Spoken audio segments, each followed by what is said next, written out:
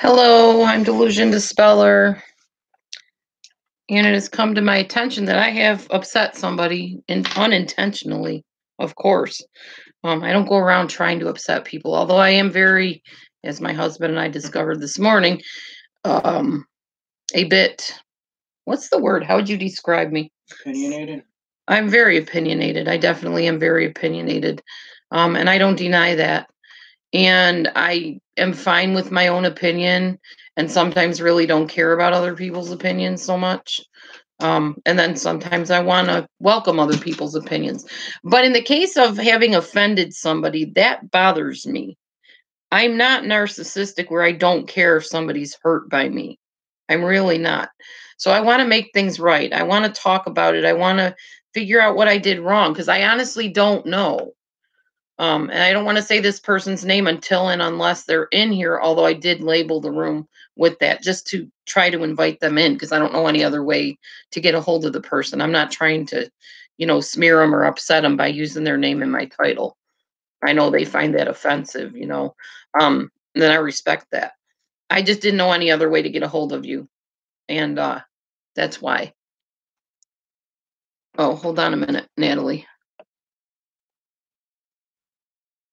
Oh, you didn't miss anything. I just said hi and just said that I'm opinionated. That's all you missed. I didn't say anything else, I promise. Other than I'm trying to get this person to come and talk to me because I want to make things right with them. Good morning, Natalie. Good morning. I like your sunshines and your little hearts and stuff. Thank you.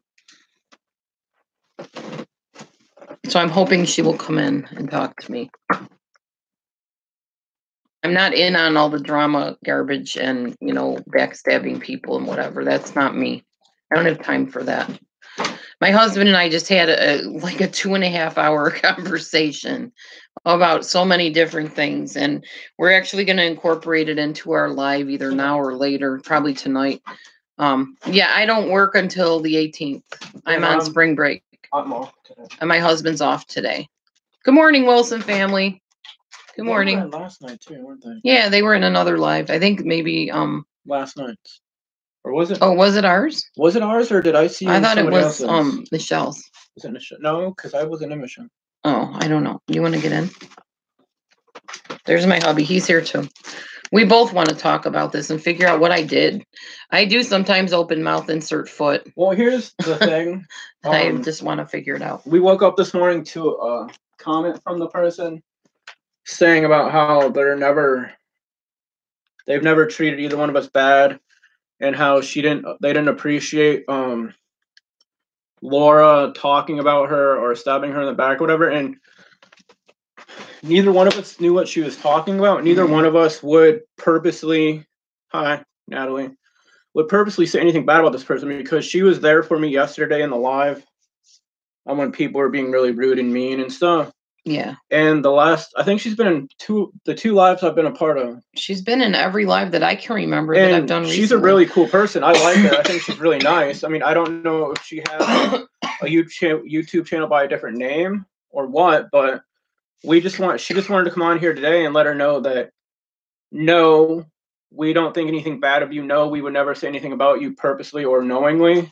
No, and I don't believe I was talking about her in email to another person. Because I'm really have confused. A lot of love and respect for the person. Yeah. Yeah, and I think it is a miscommunication, but I want her to know that. So I'm hoping she will see her name and come on into my room so we can talk it over. Because I don't know any other way to talk to her. I don't have her phone number. I have no email to reach her to get her phone number. So the only way I know to communicate is to get them into the room so we can talk. So hopefully they will. Man. Here. Thank you. I'll give you this one, but this has Splenda in it. That's fine. I just probably need to drink some tea. I feel like my throat's raw today. I don't know what's going on. Probably all the talking you just did. I don't want to get into word for word because that would be violating privacy. She pretty much said what I just said she said. Yeah, just that I was talking to somebody else about her. And it hurt emails her. And stuff, and she didn't mean to. And she didn't know she was talking about the person if I was. I She mean, was. I'm very confused. And honestly, like I told my husband, I said, if I found out I was autistic or I had some kind of brain disorder or something, the first thing to go for me would be YouTube because this place confuses the heck out of me sometimes. I don't understand text communication sometimes. You can go into a room and be talking to somebody about something totally unrelated and somebody's offended. And you're like, well, what did I say? And it just doesn't make logical sense to my brain. It's a very confusing place for a lot of people and it's starting to get more so. Um, yeah, Maggie, you know what I'm talking about then. It's just very baffling. And going into live chats where people are like ripping each other apart, I can't do that because I get very confused as to who said what and what that means and why they're mad at this person and that person. That's why I rarely ever stay in those rooms very long, even if I pop in, because it's confusing. I can't understand it. Good morning, old soul. Good morning, old soul Maggie. Um, a doctor of mine, an actual psychiatrist that I went to back when the narcissist chewed me up and spit me out, way back when. Not my husband, I mean ex-husband, the female narcissist, the one that was a pastor's daughter. When I went to see this doctor, he said, "Did anybody ever tell you that you have seizures?" And I said, "What do you mean?" He said, "I believe you have petit mal seizures. You've been having them since you were born. Um, because of the fact that you lost oxygen at your birth, it's possible that you've been having these little mini seizures and you've had them all your life. You just don't know that you've had them." And then I can tell you back when I was working in a call center, when I first met Matthew, I was having literal seizures where I knew I was having seizures. And throughout the end part of my college year, when I was getting my master's, I had real bad seizures. They didn't last like a long time, like you've seen people laying on the ground and their tongues rolling back in their head and or in their mouth and their eyes are rolling back in their head. It's not that kind of seizure. It's a petit mal. Whoops. So it's not like a grand mal seizure where it's like extreme and you're shaking all over. It's just literally my brain will shut off. I'll stop breathing for a moment and then I'll come back. It happened a lot when we first got together. My husband can tell you he's seen it happen to me. Um, yeah. Oh, yeah. Well, I'm sure they didn't know about that stuff back then when I was born. Not like they do now. I was in oxygen for a little while when I was first born, and that's what the psychiatrist told me.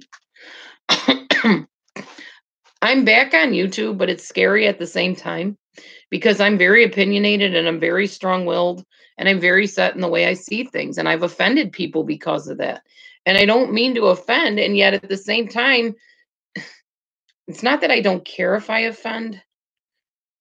It's that I really don't I'm not as needy of things as other people are, I guess. I'm not as needy of people as other people are. We're gonna talk about all of that Yeah, we will tonight on our live. and our differences, and then we're gonna bring in a little experiment and and stuff.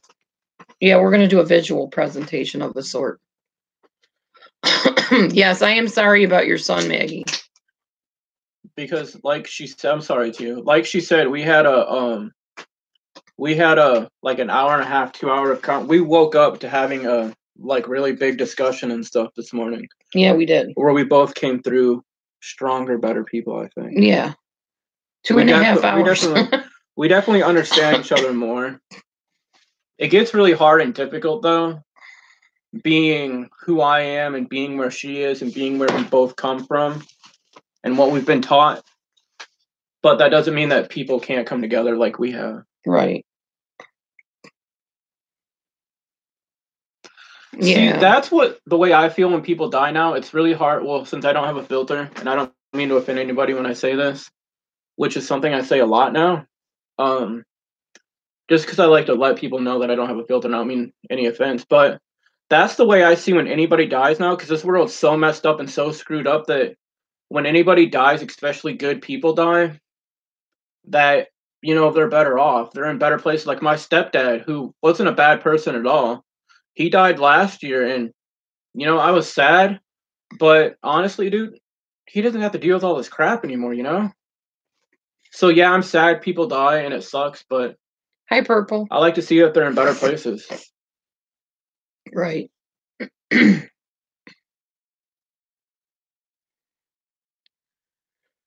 Well, we're doing better in some ways, and in other ways, we're still struggling, but we can at least talk about it, and we're learning to kind of give and take. See, okay, don't be offended by me saying this, honey. I'm always offended by what you say, honey. You're funny. But I get over it. In a neurotypical relationship, like the typical relationship of a man and a woman, neither one has autism that I'm talking about. There's give and take. Like you can have a conversation, you're talking to somebody, and the other person interjects, and it's like back and forth.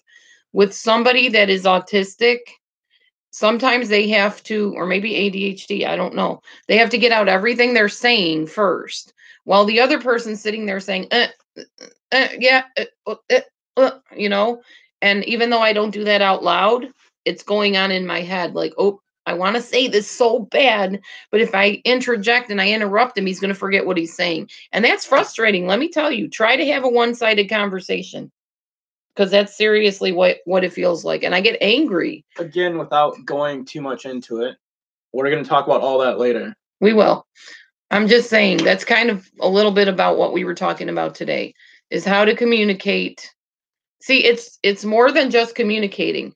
Like a neurotypical couple, they need to communicate. They need to talk, basically. And in a lot of those relationships, one person gets mad and they just shut down. They won't talk to the other person. They won't communicate at all.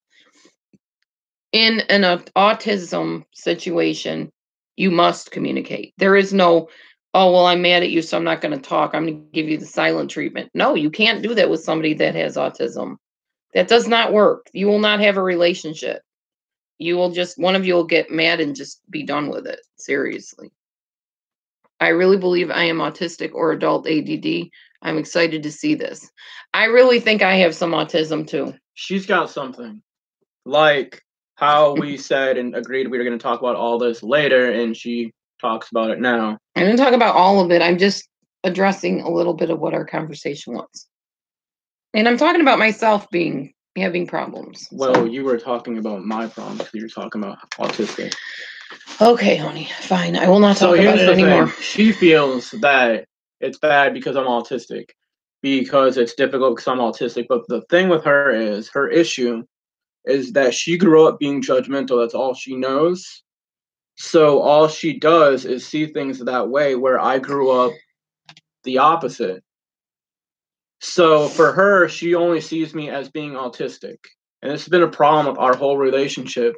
I'm not saying that I don't have issues and I don't have some things to do with the rings or the way things have been between us, because I do.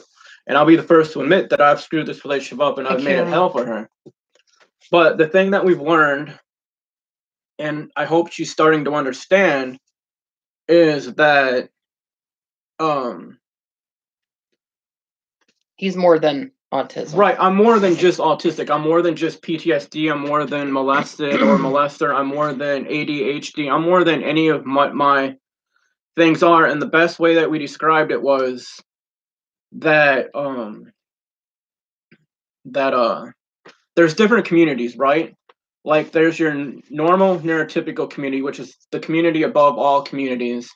And then there's like your alcoholics, your geniuses, your mentally challenged people, or whatever other communities. And within each one of those communities, there's a normal or an average, above average, and below average, just like there is above that normal statistical normal above all those. She tends to see me as, or view our relationship as the normal above all normals, and not see me as being within the community I'm in, which is the mentally challenged or whatever you want to describe it as. So we're trying to get to the point where she sees me for who I am, like most of the people on here do, then instead of seeing me as just autistic or challenged or whatever else. And here is the issue with that, since we are kind of talking about it, and you are too. Well, okay, I'll own that. You okay, started it. I'll own it. I'll own it. I went there. Okay, I'll own it. No problem. Okay, because of the fact that, and I will not label the situation, a certain area of marriage that I have not had fulfilled for what, 3 years, almost 4. All right, so here's the thing. I haven't finished my sentence. But you have. No, I haven't. Listen, you have told me that you want me to take more control and be the man. Not away from me. You're done, okay? So what she's gonna say is that we have not been boinking on a popular basis, okay? So to her, boinking High inside outwards is something that is part of a relationship that has to be there. Now, I've always believed that boinking is like the icing on the cake. And it's not the thing that holds it together. It's not the thing that makes it what it is. It's just something that adds later to it. See, they get it. Why not? It's important to feel close. And I'm not saying that I'm probably going to offend some people, but I really don't care for some reason. That you're related to me. It helps you feel close, right? But what people misunderstand, what people don't get, and maybe it's because they're obsessed with it or they like it or whatever. And it's not saying that I don't like it, but boinking does not make the relationship. And if you think boinking makes your relationship, then you're in a bad relationship. You're in the wrong kind of relationship. You're not in a relationship that's going to last. A relationship that's going to last, and obviously I don't know, except I've had a relationship that's lasted for 5 years without it, so maybe I do know what I'm talking about. Maybe I'm a professional or a master of it. Anyways, a relationship that's going to last. Yes, Kim, you did. Well, I figured it's a funny word, right? So it's a better word than and if else. Kids come in, it's probably better to be saying that. Makes me think of clowns. But anyways, which we are. To have a good relationship, and why everybody on here thinks we have a good relationship, why everybody in public thinks we have a good relationship, why our marriage counselors thought we were perfect and the best they've ever seen, is because we got a foundation that grew outside of boinking. And it is an interesting conversation. So, like, ours grew on communication, on interest, on love for each other, on everything that comes in a relationship besides boinking. So I'm not saying that boinking is not part of a relationship. What I'm saying is boinking does not make the relationship. Boinking is not the most important part of the relationship. Boinking, I don't think I've ever used boinking as much as I have so far. It would be interesting for somebody to count the boinks. Anyways. Hi, sunshine. You walked into exactly what you think you did. Hi, storms. Anyways. I got distracted by the points. Anyways. I feel that the boink, I'm not saying it's not important. And I'm not saying, see, that's where I differ with you, Wilson, and I'm sorry. But I don't think it brings you together.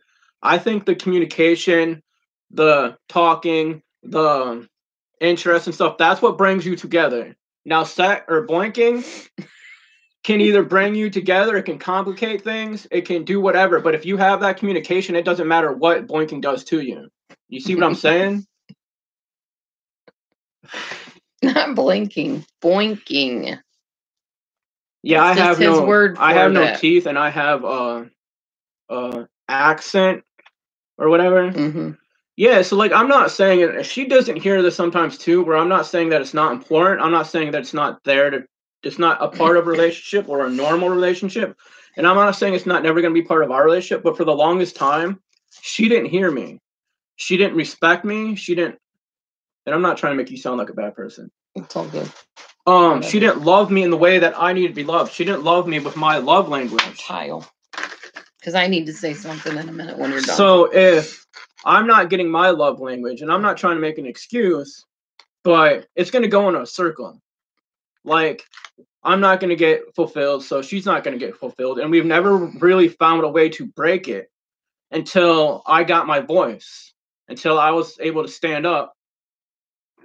Excuse me. I'm going to start burping a lot and everything because I'm nervous. See, they want to hear from me. They know how a conversation is meant to go. It's a back and forth thing. When I get started, I can't stop. I know. That was what I was telling them, and you got mad because I told them that. They need to know this is how it is to relate to somebody that is not neurotypical. Their brain does not work in a balanced, well, I don't want to say balanced because I'm not trying to put you down either. No, it's okay. It's in a different way than a typical neurotypical person would. Okay, so let me clarify this a little bit or express it in my way. How do I feel about it? It's frustrating as heck. That's how I feel about it.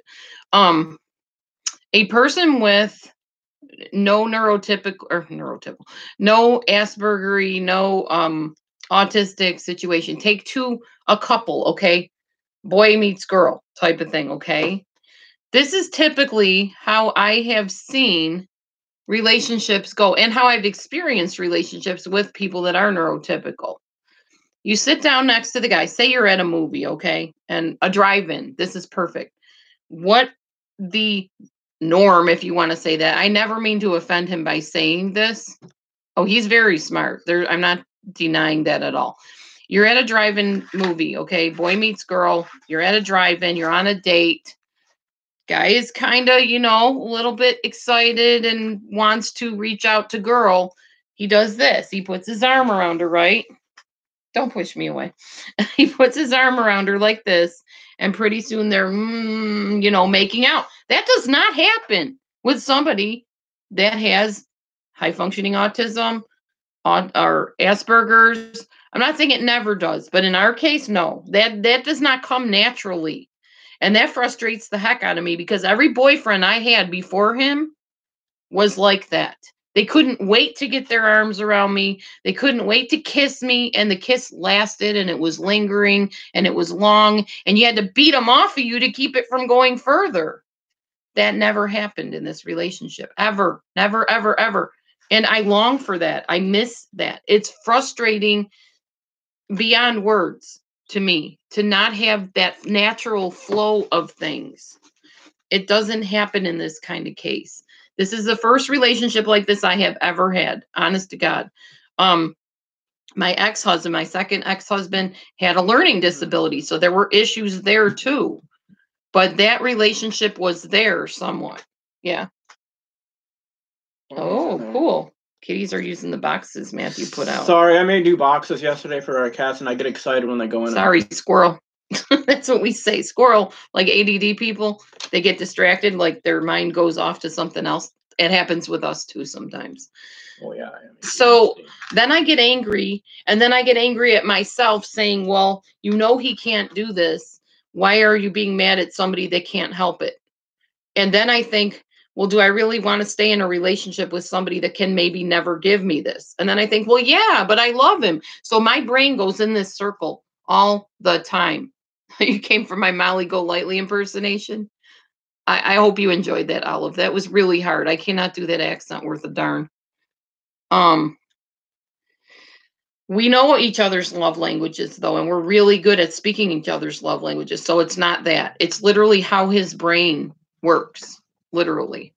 So he would say to me when we first met, I would like to, as he said, boink, but I can't. I can't give you that. I'm sorry. I know it hurts you. I know it feels awful, but I can't give you that.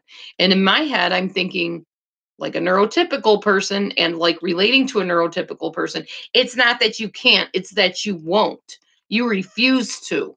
And he just kept saying, no, I can't. I can't explain it, but I can't. That's hard for somebody like me to grasp that you can't. Physically everything works. You can't, you just refuse to. That's not how an autistic person sees things. And he can explain better how he sees things because I don't understand how he sees things. I just know I'm being deprived. That's what I know. And the part of me that's very take care of yourself, practice good self-care, love yourself, don't stay with people that don't meet your needs. All the stuff I say to all of you, I feel like a hypocrite because I'm in a relationship where my needs are not being met.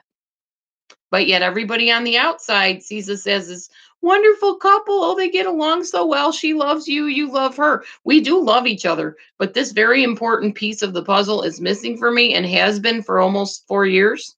And it's frustrating as heck. I'm just going to be downright honest with you. It's frustrating. See, her husband gets cranky if we go more than a week. That is a typical neurotypical man. Typical men crave this. This man, no. not at all. It's a very important part of marriage. Yes. And when I say to him or have said to him, honey, you don't get it. People on the outside looking in, anybody would tell you this is a huge part of marriage. Well, you're just saying that because that's how it is for you. I don't believe marriage is that. Marriage is all these other things, and that's just kind of the icing on the cake. That's just extra. I shouldn't be friends with Miss A. I can be friends with who I choose. Thanks, James, for your concern. That's your opinion. Right. She says, sorry to interject. No, you're fine. It's just your opinion, and me with no filter, and why I don't like being on here would simply to say, if you don't like it, don't come on here.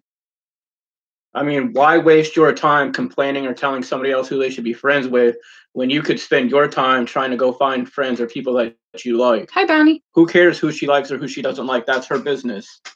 Hey, Cece. Sorry, go back to saying what my honey wants it more than I do. Well, and that's normal, even in a neurotypical relationship. But to not want it at all, to not see, okay, and it's not that he doesn't want it, right. but to this not. Is, yeah, I ain't talking to you, bro. That's my husband you're speaking to, sir. Well, so if you're talking to me, you're talking to him. We are one. Right. Again, fine. Yeah. But See like, ya. It's not, and this is really hard, and this is where we've came to the circular thing, but we're starting to understand more. Hang on, I'm giving somebody a hat here, or whatever you call it, a wrench. Who should I give? Jillian, maybe? Sure. Or Natalie? Hang on, I'm going to take care of this problem here. Not that you're a problem, James, but you're becoming a problem. Okay, whoever I just gave the wrench to, please handle that. Thank you. We're going back to our conversation now. But yeah, it's really hard because I understand the normal neurotypical thing, and I understand how it's important in relationships and how it does help some relationships, but I've also seen where it ruins relationships. So that's where I'm a little bit different on it. But the hard thing for us and for me to able to get her to understand is that it's not that I don't want her, because I do, trust me. It's not that I don't love her. It's not that I'm not attracted to her. It's not that I don't get aroused by her. But because of the things that have happened in my life, not making excuses here, but it's hard for me to trust other people. It's hard for me to like be intimate. It's hard for me to do anything because my life goes by muscle memory. Like, because I spend my life, like, for people who drink, when you get that buzz or that feeling right before you get completely plastered or black out, that like lightheaded dizziness and stuff where you sort of know what's going on, but you're not completely in control. That's how I live every minute of every day of my life, and I have for years. So it's hard for me because I survive by muscle memory. And we've talked about this before. Like, a lot of things in life where I didn't used to do or I wasn't good with, like, I've gotten better at, like, public affection. Like, I do it all the time. Kissing, making out, stuff like that, I'm getting better at. So it's not that we're not ever going to blank or do whatever you want to call it, but it's just that it has become a muscle memory, and it took years, all right? And I'm not making excuses for me holding out on her for years, but like I was saying, we weren't meeting each other's needs, so it was hard to get to that point, me not being neurotypical. So we're gotten a lot better at, we're getting a lot closer to it and stuff. But I mean, it's not like I've never not understood her frustration and stuff. It's really hard. You have a wrench, yes. And use really it wisely. Complicated and difficult when you're in this kind of relationship. But like this morning, we communicated a lot. We communicated really well. I helped to understand how my brain works and stuff. And like for the longest time, for the longest time, we didn't communicate because I didn't trust her. I didn't feel comfortable with her because of my past. But once I started feeling comfortable with her, once I started feeling loved by her, like the whole internet thing, dude, like during that whole CW thing at the beginning of it, all she did was always online. And in her first marriage, that's where she went, you know, is to online. That's how she coped with her issues. Now, I knew I was depriving her. I knew that I was making her life hell. So I knew that she was going to go somewhere. Like, I assumed she was, and I didn't want her to, so I was afraid. So I started talking about, okay, I think you're on the internet too much, this, and that. Because as everybody knows, there's this point where it almost like literally ended. And that scared me, and that made me realize, you know what? I got to get my crap together. I got to start doing more than what I'm doing because I'm not doing enough. So at that point, she doesn't make the moves on me because she Because of doesn't. my beliefs that the man is supposed to be the pursuer and the initiator and the assertive one. That's drilled in me that the man is supposed to come to you. And it's not that I can't do that, but I've not learned where that boundary line is of if I approach him, is it going to make him uncomfortable? Is he going to push me away? And I don't like rejection. I have a fear of rejection. So Right. I'm not saying that she somewhat. wasn't, but like I was afraid that she was going to go back to where she went with her first husband. So it was a good thing actually, because that's when we started talking. That's when we started communicating. That's when we started getting to know each other. I mean, it's sad that it took 4 years for us to get to like really know each other like that. But we've always been good at talking. It's just somewhere down the line, it got bad and we fell like drifted apart. But we're a lot closer now than we ever were before. Role play. She said maybe you could role play. Right, and it's not like he isn't into phoniness, so I'm not sure that would work. Well, you see role playing as phoniness, like going through motions, kind of. Right, I see role playing as like, okay, you're probably thinking role playing for me, but I'm thinking role playing for her. Like we discussed before, I go by muscle memory. So the more something happens in my life, the more it becomes a part of me. Like I never used to like when she would like say ow or something would crash, I would just ignore it because I was in my own little world. But nowadays, if I hear something, I ask her if she's okay. If she sounds upset on the phone, I'm able to recognize it and I ask her if she's okay. Like this morning when we were talking and she was getting frustrated or whatever, I laid her back down and massaged her like all over and rubbed her and stuff and asked her if she was okay to help her feel better and stuff. So we're getting more to that part of connecting and stuff, and I'm more comfortable, so I'm getting to that point where I can trust again. Because if anybody who has PTSD or has been abused knows that it's hard to get over all of that stuff. Oh no, Sunshine, you're fine, but what you need to realize, or what I'd like you to realize, is he's autistic. So getting under the covers and just go. With a neurotypical guy, that would work. With an autistic guy, no, not so much. See, and what she's saying, and this is what she does sometimes, is she's seeing me as just autistic.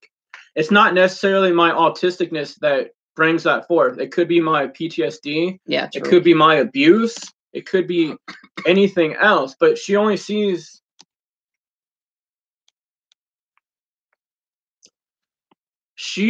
My mind works by, like, with her and with other people, like, she sees just inside the box. Like, if you ask her to look inside a box, all she sees is and focuses on is what's inside the box.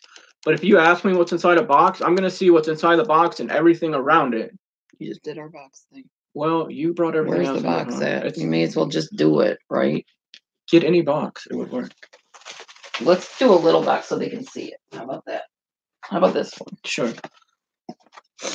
Nice and dirty, like everything else. So, like, I brought a box earlier, and I asked her, okay, look in this box. What do you see? And all she saw what was in the box. Yeah, the box is empty, but all she saw was in here, right? Hold it up so they can see it. Sorry, it's dirty. So, it's got but with me and how my mind works is that you say, like, I'm looking in this box. I see this box, but I also see my TV. I see her. I see everything around it. So I see everything. She's been with plenty of people before me, man. She's 52, okay? No. You, honey. They're asking you. Oh, before, okay. comma, see? Matthew. That's how my mind works. I don't see the comma. Yep. I've been with other people, and I don't consider that a personal question, but it goes with why it took me so long to trust her and stuff. Because I've had plenty of people who, have been in our lives lately who know my past and have used that against me. every time I upset them even a little bit, they go right at me, you know? So it's hard for me to trust people. And it's difficult, dude. But I finally got to the place where I'm comfortable with her. And for the longest time for our relationship, we were focusing on what's wrong with me, right? We were focusing on finding different things that were wrong with me so we could fix them, never finding the thing that was really wrong with me until we got that test done and we found out that, well, what was wrong with me and what I was diagnosed with was ASD, the autistic spectrum disorder, high functioning. We're both in counseling. We've been in counseling since we met, literally. We both have therapists. So that's, we've been in counseling for years. I want to address Natalie real quick. Natalie, hold your thought if you can. You said intimacy is not always the act. Lots of different ways to show your love that are just as fulfilling. Okay, I want to address that on my end.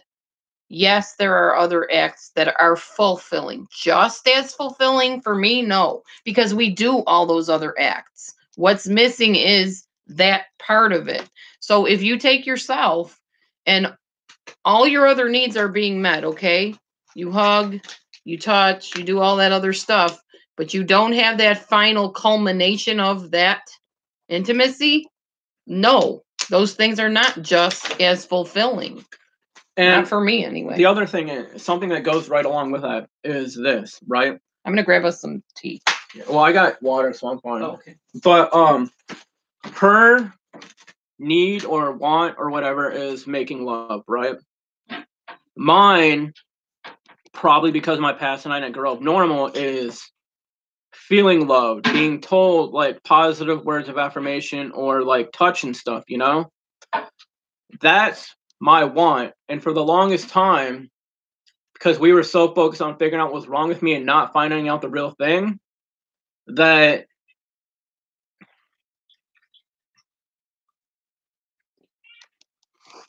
true, KK. But like, so it's been really hard, but now that we found out what's wrong with me, that I am ASD, it explains everything for my whole life, and that took off a big weight of me. So now we found out what's wrong, we don't have to focus on what's wrong anymore, right? So now we can focus on fixing the problem or fixing us. And now that we're getting better at communicating, which I know I sound like a hypocrite or a double standard, whatever, because I say we communicate really well, but then we really haven't been communicating. But I think there's different forms of communicating. Like we talk well and stuff, but I finally got to the point where I can actually talk about my feelings and be emotional. And like I was saying on somebody's live last night, I can't cry. Like I can tear up, but I don't cry. I don't have that in me anymore. And I feel like somebody was asking me yesterday about what it means to be free. I think when I can cry again, like actually cry, I think that's when I'll be free, or at least closer to being free, you know? Because for some reason, my body and my mind, it just holds so much back. And I would love to just snap my fingers and not be able to hold back anymore. Just let go, you know?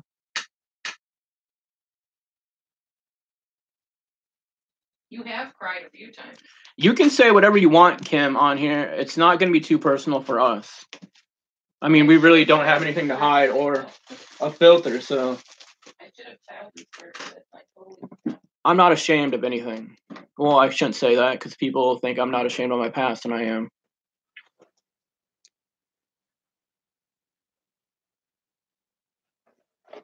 See, and I was taken advantage of. I used to do that just to keep people around because I thought that's all I had to offer. Because of my past, I thought I was a monster and a bad person, useless and worthless, and all that other fun stuff. So I would boink people to keep them around because I thought that's what I had to do, you know? That nobody would stay around me if I wasn't boinking them or whatever. So coming into this relationship with that, coming into a relationship with somebody that I love and I respect, and I know that I don't have to do that to keep them around, it sort of screwed things up. And then, like, we boinked at a good pace when we first met each other, but then we stopped for like a year. So when we stopped for that year, the muscle memory left me. And then after that, we started focusing on what was wrong with me, like I was saying. And while we were focusing on what was wrong, we couldn't really fix it because we were focusing on the wrong stuff. But now that we know what's wrong, we're able to focus on it. We've watched videos and stuff on how to do with it and what to do the right way and everything.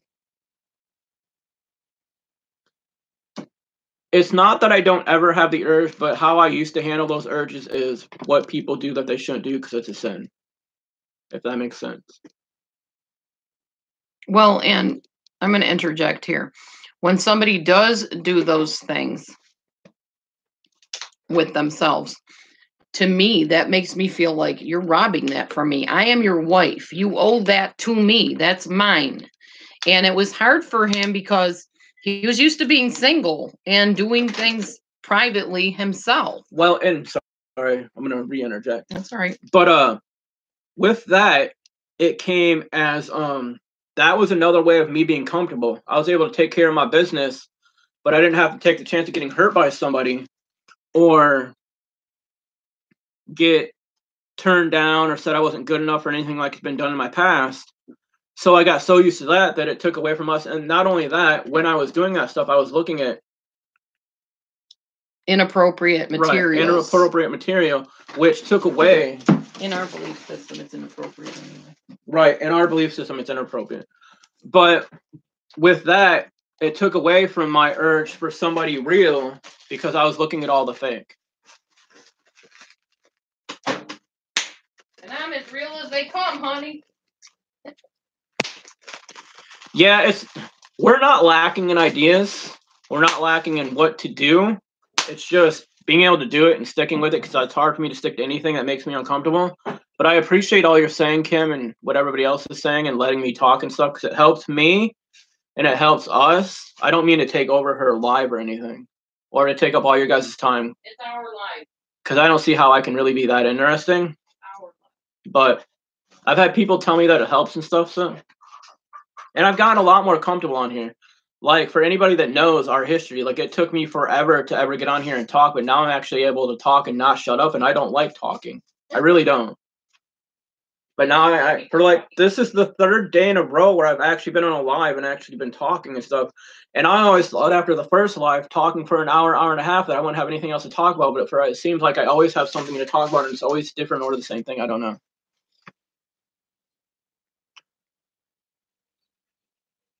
You know, Natalie, you're right. It is sort of like riding a bike again, except for me, it would be like getting in a really bad accident on my bike. Oh, wait, which I did.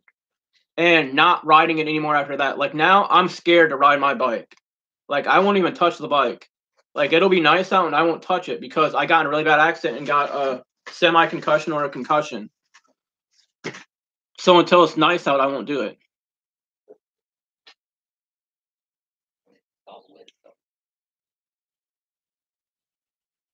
Right, that's exactly, KK. So she said, so you associate your path boinking by yourself as something bad and you don't want to have that bad feeling put on Dee Dee. This is live. So I'm sure somebody's recording it and going to use it against me later.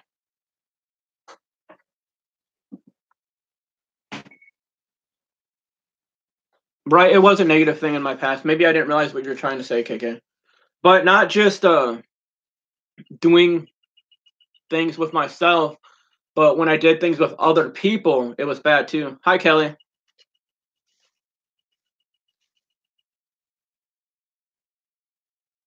So all of my sexual experiences in life have been bad, unfulfilling to me experiences. I was abused by my dad. I abused other people. Every time I had sex and stuff, it was to keep people around. So before I met the love of my life, the person that I can be close to, the person that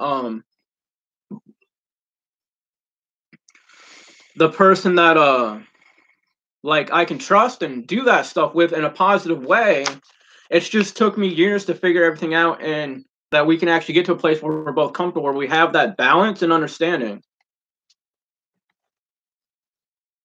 I don't know. Do you think it is? I'm not streaming it anywhere. If somebody else is, I don't know. Why, did you see it streamed somewhere? Somebody streaming my live right now? If so, hey, everybody. That would make sense. Hey, maybe you'll learn something. You'll learn what it's like to communicate when your brains don't work exactly the same way. Oh, all it would take is somebody going into a chat room, taking a tablet and filming it as we're talking. Doesn't bother There me was a any. mention in the I don't chat. care. A mention in the chat? Oh, who cares? But Let yeah, it be. I sort of got distracted by what I was saying, but that's pretty much it. I'd probably said the same thing over and over again. No, you really didn't. Oh. You've actually been doing really well. Expanding on your See, first and I thought. won't remember this later.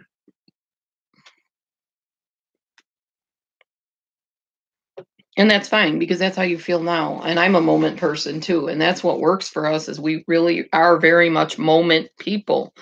And therefore we don't really hold grudges very long. Hi, Casey. Hey, Casey. And I didn't mean to make this particular chat about all this because we're trying to get somebody in here whose name is on the chat. It wasn't to make her feel bad or expose her or anything like that. I literally want to talk to her and find out how I hurt her. Right, wanted to know that we didn't mean to hurt her, or she didn't mean to hurt her if she did, and we both respect her and love her and like her, and I think she's really cool. Yeah, I want to know the why behind why she feels hurt. What did I say? What did I do? Because I went back and watched the chat and I said, well, this could have been why she got upset, but I don't know for sure. And I'm not going to know until she tells me. So I'm trying to make it right.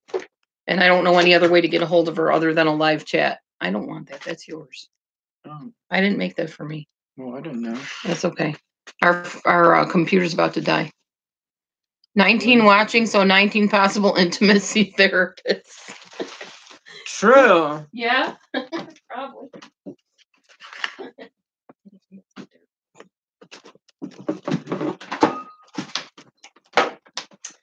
And I should have child restricted the room. Didn't think of it, so be careful what you say when you type and stuff. She never thinks of age restricting, and because of my past, I always age restrict. And I should have. Right. Having me on here, she should know to age restrict.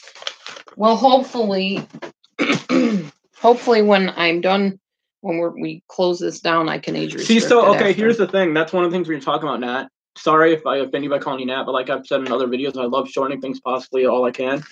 So I asked her, how often, like, okay, what does it look like to you, a normal marriage? She said, well, boinking or making love every day. Then she said making love every other day. Then she said making love once a week. So then I said, okay, stop.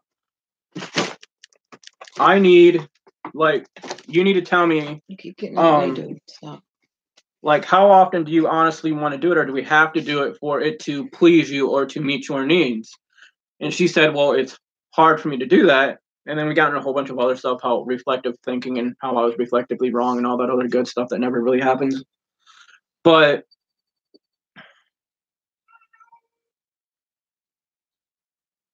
okay, thanks, Kim. Thank you, old. I try. Well, I really don't try or not try. It's just who I am, and I can't not be who I am.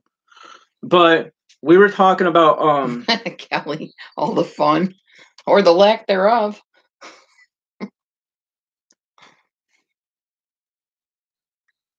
What was I saying? I don't even know what. But like, I told her that I need that because, okay, like my goal of being free, you know, that's what I'm looking for. That's what I'm striving for. So I'm always going to be that way, right? So like, she needs to tell me like how many times she wants to do it a week or whatever. So I know what to look for. So I know what to strive for. Now that I'm focused on it, now that I don't have to focus on everything else, I can focus on us and I can focus on us being free. Because like for the longest time, it was my diabetes. It was always something else that seemed to take focus because this is something uncomfortable for me. Well, used to be. Obviously, I don't seem that uncomfortable because I'm on here talking to all you guys. And I have been for the last 3 days, which really helps me a lot more than any therapist, by the way. Not that I'm knocking therapists, but the last 3 days have been a lot more opening for me. Like, people have encouraged me, people have defended me, and I didn't know there's really people out there that were that nice. No offense to anybody on here that's nice.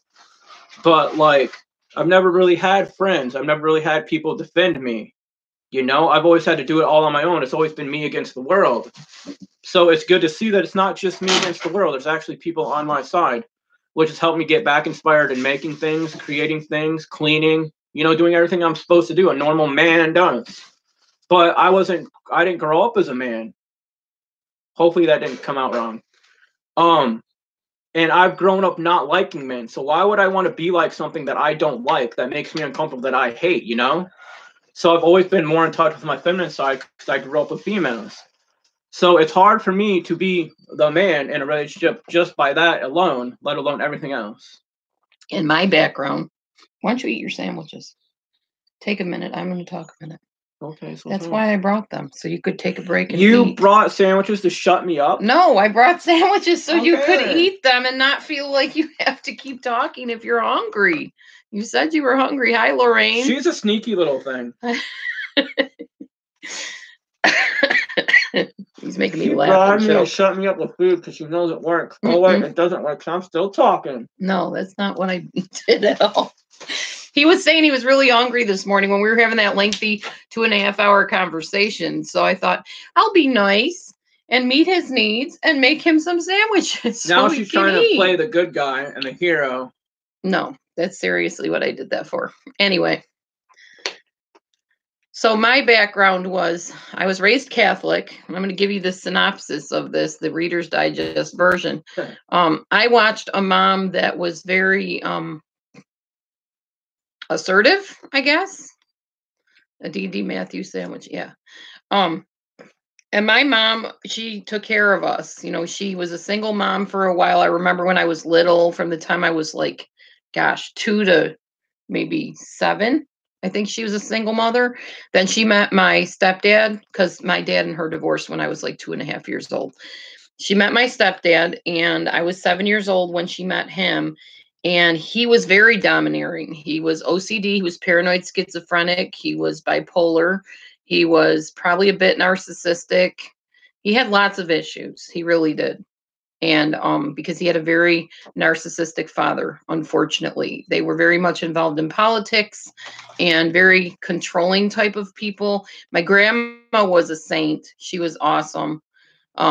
We were all very Catholic, very, very Catholic. And I'm thankful for that, because I had a sense of God, and I needed God in my life with the kind of crazy childhood I had, with my dad taking me to X-rated movies, R-rated movies when I was very little, very much confusing my mind. I was a very slow child. My learning ability was probably very stunted because of the lack of oxygen at my birth, possibly. I don't know. Because of the nightmares I grew up having as a little kid. I'm not sure. There's a lot of stuff that probably happened to me as a child that I blocked out.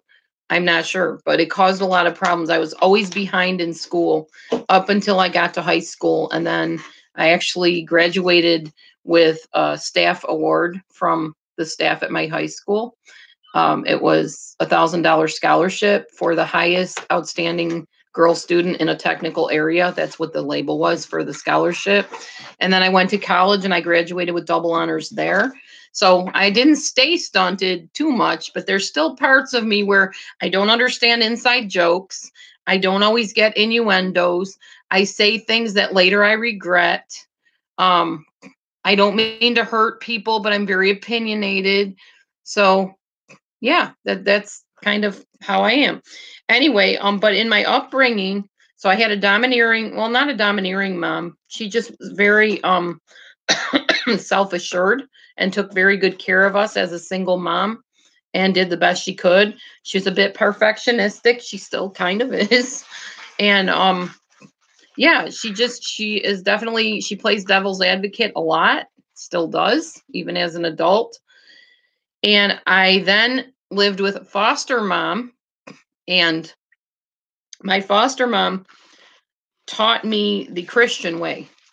Like, the man is the authority. You submit to the man. You don't question the man, or if you do, you do it in a respectful way. The man is the one that advances towards you. You do not take the reins. The very biblical idea of a marriage. What I didn't know and am now learning is that doesn't work as a one size fits all in every single marriage. Now, in my first marriage, my husband was the domineering one and a bit narcissistic. Well, very narcissistic in some ways.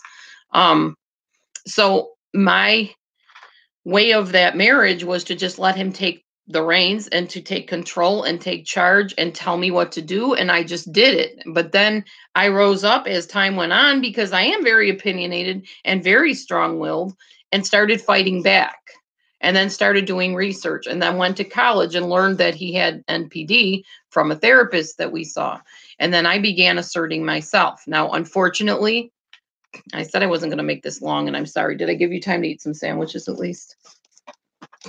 Huh? I will unshut up whenever it's okay for me to unshut up, honey. Okay. Whatever. All right. Anyways, my point is I had a very different background. I was raised with a mother and a father, mother and a stepfather. My husband was raised in a very sterile, methodical environment without a mother and a father. He did not learn about, okay, this is your sister's toy. You need to share it with her. He didn't learn to take turns. He didn't learn basic childhood development. And my studying in my bachelor degree was child development. So then I married this man who very much still kind of has to go through things that I learned as a little kid. It doesn't mean he's a little kid, but he's starting to just now walk through those steps. And it's hard to be married to somebody when you're used to dating guys that did go through those steps, that you don't have to walk them through those things. Now, people are going to ask me, did you know this before you married him? Honestly, those of you that know me, do you really think I knew all this before I married him? No. All I knew was he was sitting there under a hoodie, a hood over his head, not talking to me. It was cold, I know, I give you that. And I was trying to ease him out of this cold, not talking to me situation, never knowing if he'd ever come out of it. But I'm a fixer, so I tried to fix. And apparently I fixed him enough that we got married, and then all the situation unfolded and we found out, okay, there's more under the surface. But nobody knew that because all he would do is sit and play video games or hang out with a select couple of friends and go places with his mom. I never saw anything else of him other than that, other than him sitting in the top of his, I guess, castle, so to speak, having to climb all these hundreds of stairs to get up to him. It was 66. Well, it was a lot of stairs. It was hard. And he would barely talk to me at first. I had to coax him out of that shell to even have a conversation. So we came from very different backgrounds, very, very different, but we each have our own issues. I'm opinionated and I don't get innuendos and I don't understand meta messages. And if somebody tells a joke, I'm sitting there going, huh? What? And then a few minutes later, I might get it and it'll make sense and I'll just start laughing. I'm slow when it comes to, unspoken stuff that's not obvious. And yet he is in some ways too, which is why we are compatible, because we get each other. We're odd. We're very odd compared to the norm. Hey, okay, 2 negatives make a positive, right? So boom, there we are. Yeah, something like that. Anyway, so my opinion of a marriage, my view of a marriage has always been and will always be that the man is the authority. Not that he lords it over the woman, but that he is the one that's supposed to guide things because he's the level-headed one. The left-brain person is the level-headed one. That's really what I believe. Now, we come up in a generation now where there's equality. Anything you can do, I can do better. I can do anything better than you. You know that song? Well, that was the whole women's lib type of movement where women, where women are equal with men. And that's not the Bible way of looking at things, at least not the way I was taught the Bible and the way I believe the Bible. So that's hard for me. I'm waiting for this man to make the moves and to initiate things and to guide, and he's waiting for me to do it. So when you have both people waiting, you're not going anywhere. And that's what has caused a lot of our problems. Cerebral palsy. I know about cerebral palsy. I think I missed one of the comments where you talked about cerebral palsy. Hang on, let me see. Where did that come in? Oh, I was born with CP and it cut oxygen to my brain and the doctors told my mom I won't ever have a normal life and here I'm walking and talking. That's awesome, Casey. You're a testimony. You're a living, breathing, walking, talking testimony. Good job. Yes. Thank you, KK. See, and this is where I'm going to disagree a little bit or a whole lot. I don't think it's so much I don't think the credit's completely hers. She didn't give it completely to me. You made the effort. I mean, maybe it's because I'm narcissistic. But I don't think she got me to where I am. I think I got me to where I am. I think her being a good person helped me get to where I am. But maybe I'm just reading what you were saying wrong. And then my literal brain. Oh, never mind. No, my brain is now saying that Kelly is saying that it's a miracle. Like, my brain goes, since I am part borderline. Listen, okay. I have got a very interesting cocktail of mental issues going on in this thing. So I have a little bit of everything. No, I know what you were saying. I understand what you were saying. I'm just letting you know where my brain automatically went when I saw that. Because it takes me a couple of seconds to it takes me a couple of seconds to get what people say. I have to actually think really hard about it. Like when Kelly said miracle, I'm automatically thinking in my head that she's thinking like, it's a miracle, I really don't deserve this, blah, blah, blah. And I know that's not what Kelly meant.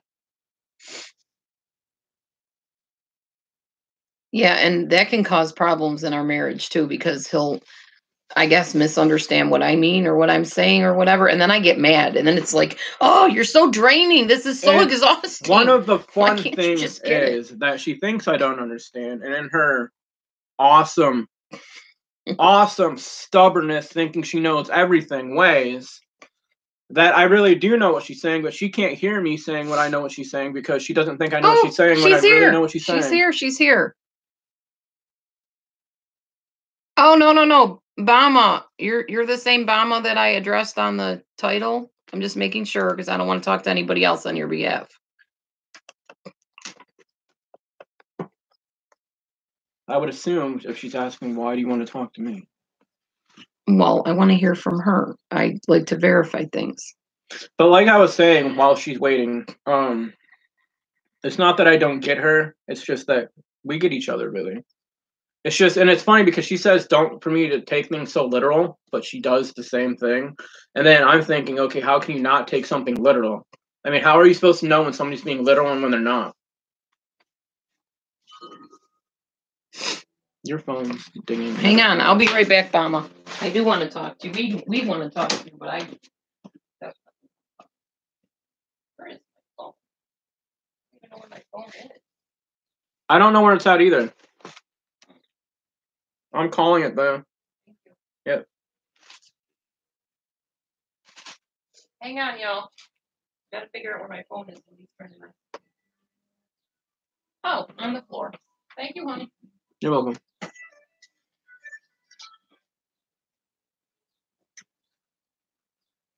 Oh no, Sarah's dad died. Oh, that sucks.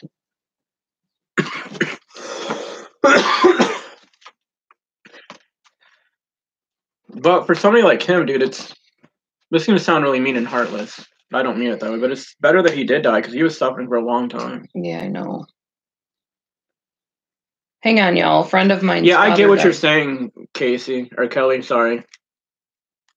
And this actually goes with what I've told her. Like, she sees big changes, not little changes. I see little changes becoming big changes, and they're big to me, which doesn't mean they're not big to everybody. Oh, okay, Bama, do you want to talk about it here or do you want to call me or something? It's up to you, because if this is a private matter, I'm willing to talk to you on the phone or whatever we need to do to iron this out.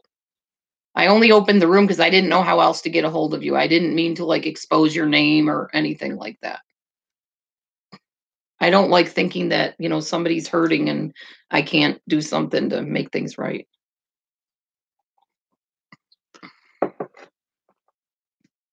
Thank you, Jillian. Yeah, thank you. It's actually my ex-husband's ex-girlfriend's father that passed away. Hi, Kelly. Hi, Kelly. My text message. What do you do when your text messages are full You delete. and you have another one coming in? You delete. Can you help me? Okay, so Bama, how do you want to address it? Privately, or do you want to talk about it here? It's your situation, so you have a right to decide that. I'm not trying to cause you any more hurt, that's for sure. But just so you do know what's going on, Bama. Basically, if she offended you in some way, she never meant to offend you.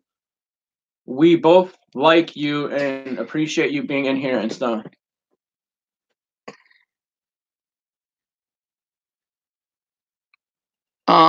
Okay. As much as I want to take you up on that, email is not an option for me because things get misconstrued in email. What she's saying is she would love to email you and talk about it. I would like to talk by voice, not by email. They're not Do not speak for me. Then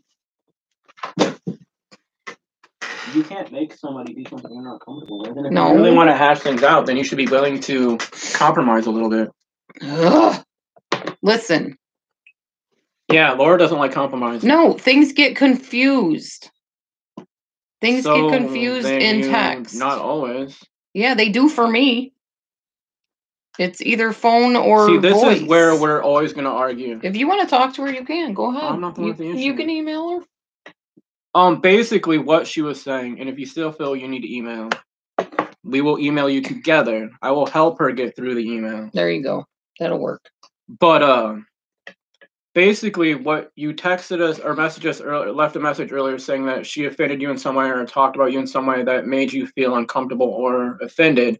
She never meant to offend you. And if she knew she was talking about you, she wouldn't have done it because she really likes you and respects you and likes you in the room and stuff, if that makes any sense.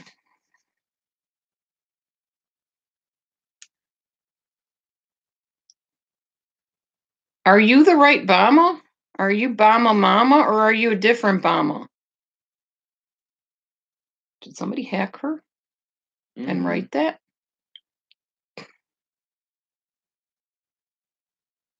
Could be a different one. I want to make sure you're the same person I'm thinking of because we got a definite text message. There might be two Bamas. I'm looking for Bama Mama.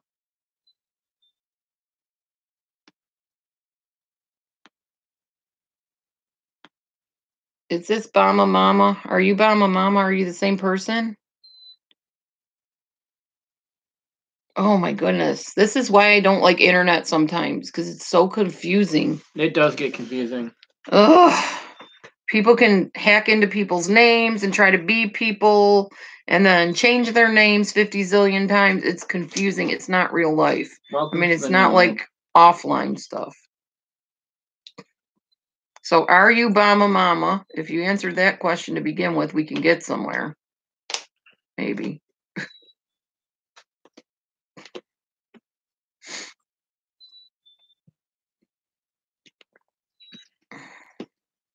And the chat is still. Nobody's saying anything. Give it time, honey. Have patience. Patience is not a virtue I possess in any large quality, that's for sure. Quantity, I mean.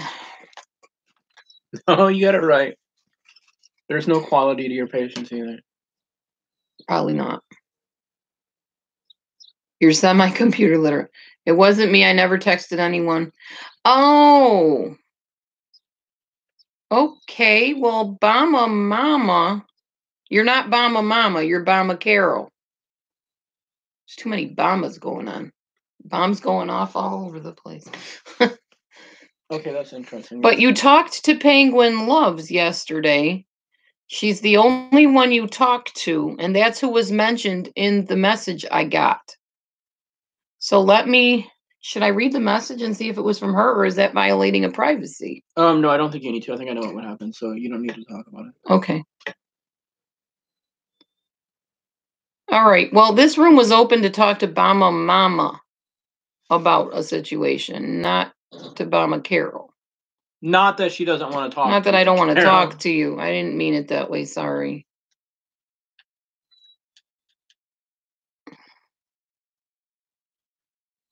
Yeah, it's totally confusing, KK. Seriously. It really is confusing.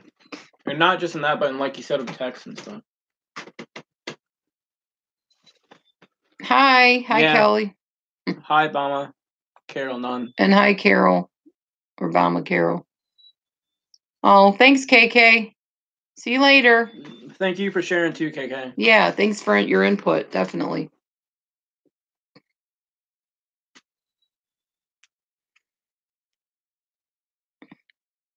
Huh?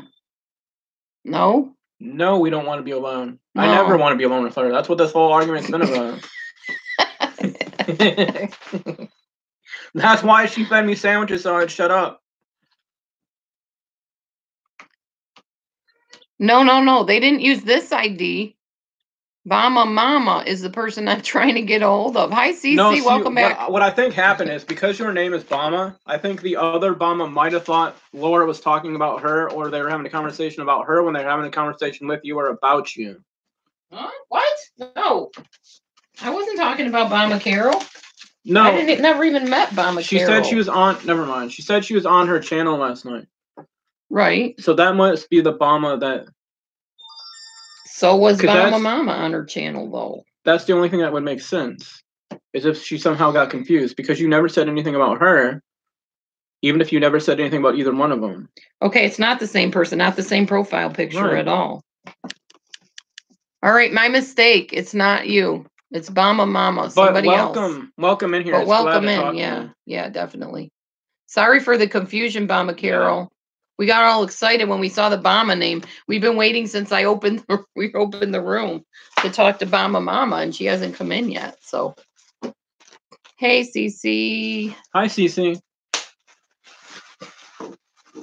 Hey, Cece, do you know about anybody streaming our room into another room? Honey. Sorry.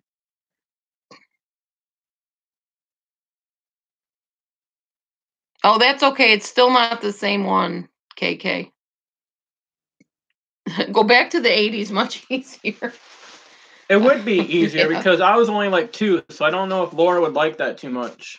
That would be kind of awkward. A little bit. That'd be very awkward. Although, I would have never been the way I am, so I don't know. Then again, how old would I have been? I'd not even been old enough to be married. You would have been old enough. When I was 2, you were 19. Oh, yeah, no. I'm not getting married when at 19. I was 0, you were 17. I got married at 21 the first time. Not 19. I was a baby at 19. Free love and communes? That would have been awesome. I wouldn't mind being part of a commune, but I will never drink the Kool-Aid. Right? Yeah. I shouldn't laugh. That's awful. The 80s and 90s, please, Kelly says. Or 60s. 86. You know, I wouldn't mind going back to 86. I would have been 3, so I'm not sure how much of the knowledge I know now I would have retained, but yeah. I was born in 66, so yeah, 80s would have been my growing up years. Definitely. Of course, I didn't grow up until I was married. So I know, Sunshine. They really don't have any idea today, the kids and stuff. Like I was saying yesterday, they don't go out. People don't go outside anymore. It's all tablets, computers, games, and everything. Like, even though I play video games and I'm a gamer and I use it to escape and ground myself, I still go outside a lot. Oh, gotcha. I'm glad you're encouraging her, Bama. Me too. I try. I'm sorry you hurt your ankle, by the way. I'm not sure what went on last night. Oh, well, we tried. It's a different person, that's all. She said she wasn't in the live last night. That's what I'm saying. Okay. Well, it's not the same person then. That's fine. No big deal. But it is glad to see you in here, though. Oh, the Woodstock era? See how funny things work out. Well, then you got your Burning Man era now. I think they still do Burning Man. I'm not sure. What is Burning Man? Burning Man is kind of like the same thing, the free love, new agey type stuff, where they go and see this literal burning statue. That's what you gotta do, Sunshine. See, KK asked the same thing. Burning Man is this kind of a all embracing. There's Christians there. There's new agey people there. There's probably Satanists there. I don't know. Everybody all in this one big area. It's super hot. It's in the desert. They do games all day long and contests. And they take like things they've done that hurt them. They write it down on paper and they hang it up on this wall. And then at the end of the day, at nighttime, they light this man on fire. Not a man, but a burning man, like a I don't know how they make it, but they set it on fire. Yeah, ankle sprains really do suck because I have such a bad ankle that if I even twist it a little bit, it automatically gets sprained and stuff, and it hurts me a lot. Like where I'm out for like days or hours, like having to be off and stuff, and I don't like being off my foot for that long. Yeah, and also for your ankle, Bama, Carol, make sure you put heat and cold on it alternately if that helps. They sometimes tell you that too for that. Oh, Bama in Alabama. Your birthday is March 5th. Mine's the 27th of this month. My stepdad, the one that I said died earlier, his birthday's March 5th. You deleted all of them. That's what happens, honey. Oh, you can't just leave the one? No. She said, okay, thanks. It was your sent messages I deleted, not your inbox. Thank you. All right. So you're 2 years younger than me, Casey? And you're a little younger than me, too. I can't do the math right now. But I'll be 36 and so you're more than 2 years. I'll be 36 to the 27th of this month. I look like I'm about 80. I know. No teeth, no hair. You don't look 80.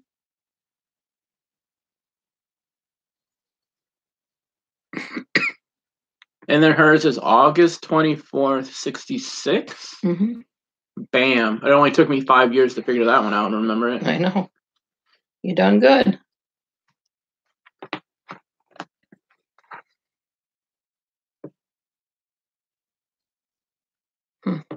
Really wish I could get a hold of this lady. Oh. Welcome back, Kim. You're her dad's age.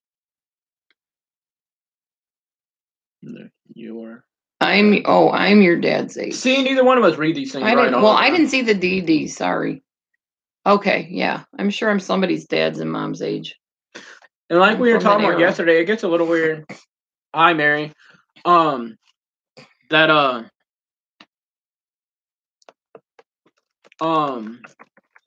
I'm as old as her oldest daughter.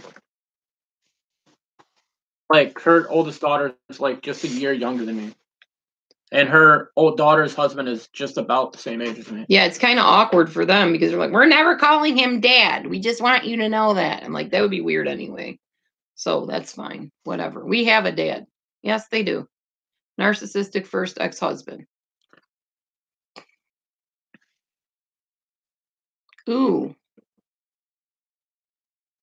Yeah. I got you, Bama. That's cool. Or Bama. Is it Bama or Bama? Not that you can really tell me on here unless you can make accent marks to tell me. Oh, I'm sorry, Casey. You know, I hear about that all the time about so-and-so's mom passing away or dad passing away in their 50s. And I'm like, wow, God, why do you still have me here? You must have a plan. My dad died in his, what would it have been? 40s? It would have had to be in his 40s because I think like 60 or something. He'd be like 60 now. Oh, Bama Carol. I'm sorry. Bama Carol. I'm totally pronouncing your name wrong. I didn't know. Obviously, I can't tell on a. Your dad was 55 when you were born? That's sort of cool. Mm-hmm. That's really cool. Bama Carol. Maybe it's Bama Mama. I don't know. I won't know till and unless I talk to the lady. If it is a lady. It is truly amazing to me just how quick the conversation and the atmosphere changes in this room. We've talked about so many different things. I mean, we were boinking at one point. Now we're talking about how old we all are and ankles. And eras. When we would like to live in which era.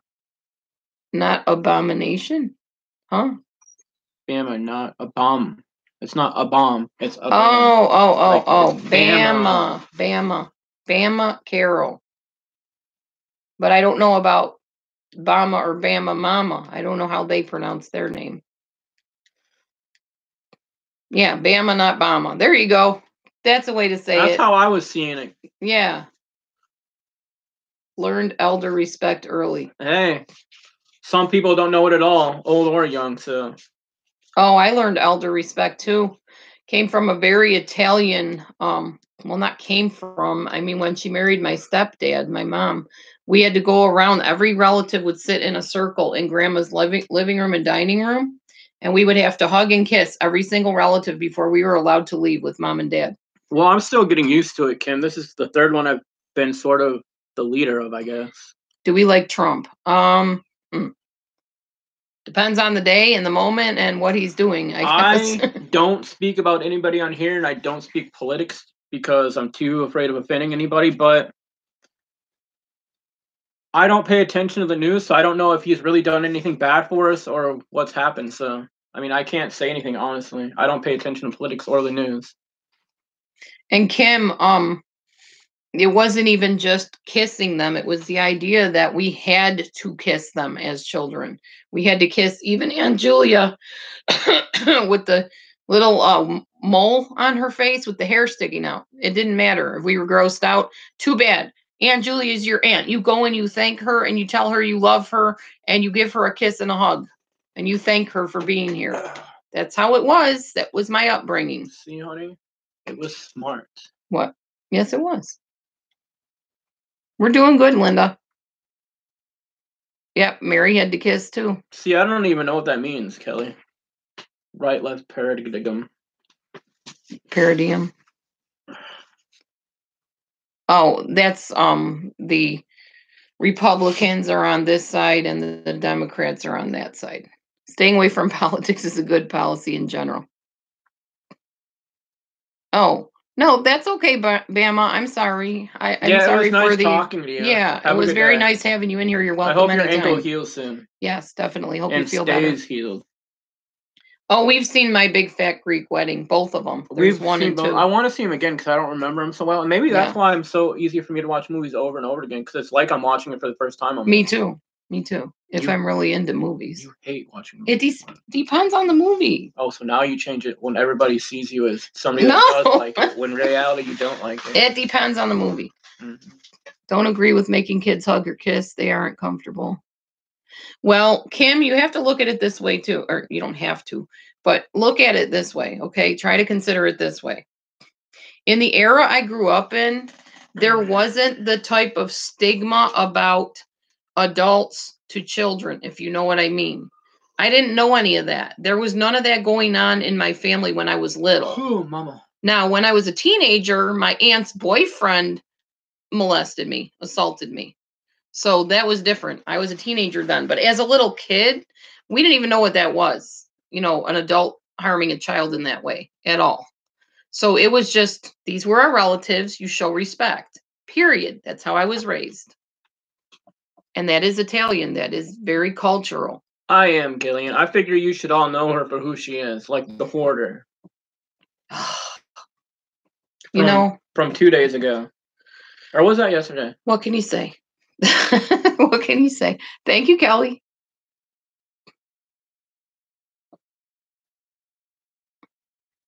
Your honey's mom kisses all the kids on the mouth. Oh, yeah. Yeah. If I go home, I'm not going to, I guess, in May, because my mom said use your money to fix up your house, which we didn't get much money for taxes, so that makes sense. I don't have enough money to travel at all.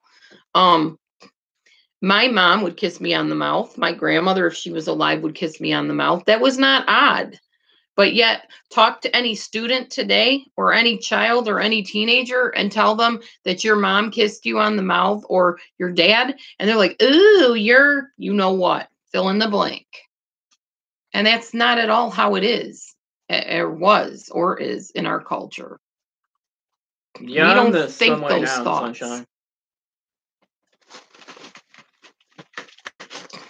And actually, because it wasn't like that in that culture, that if an adult kissed a child on the lips, because it wasn't like that, when it happened in the bad way, if you know what I mean, that's why the kid didn't talk about it. Because they thought, well, this is normal. I'm Italian, so that's not odd that Uncle Frank kissed me on the lips and did that to me. Because they thought it was normal. In our culture, it was. And to me, I didn't grow up with that, so I think it's weird. He thinks it's very weird. He doesn't get it. He thinks it's pervy. I don't think it's pervy. I just think it's weird. Oh, well, I thought you thought it was pervy at one time. Okay. No, that one situation that you are talking about. Let's not go there. Looked pervy. Yeah, let's not go there. That was not intended to look like that. It was just you walked in on something. Kind of like movies where somebody's talking like in a literal sense and people are listening at the door and they're hearing somebody say something. This isn't this isn't what it looks like. Yeah. And it literally isn't what it looks like. He came in on a situation like that we're not going to go into because it's very private and it was very awkward. Okay, Kim. You have a good day. Bye, Kim. And we wonder how Go Lightly can stay on for 7 hours. We're already on for almost 2 hours, honey. Yeah, I could probably sit here and just yamble or ramble. We could talk to you all day long. Seriously, it's so easy to do when people are talking back with you and posing ideas.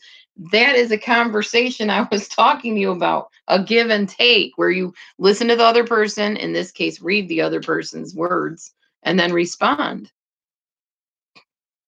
Yes, something we both. Oh, yeah. I grew up with my doors unlocked.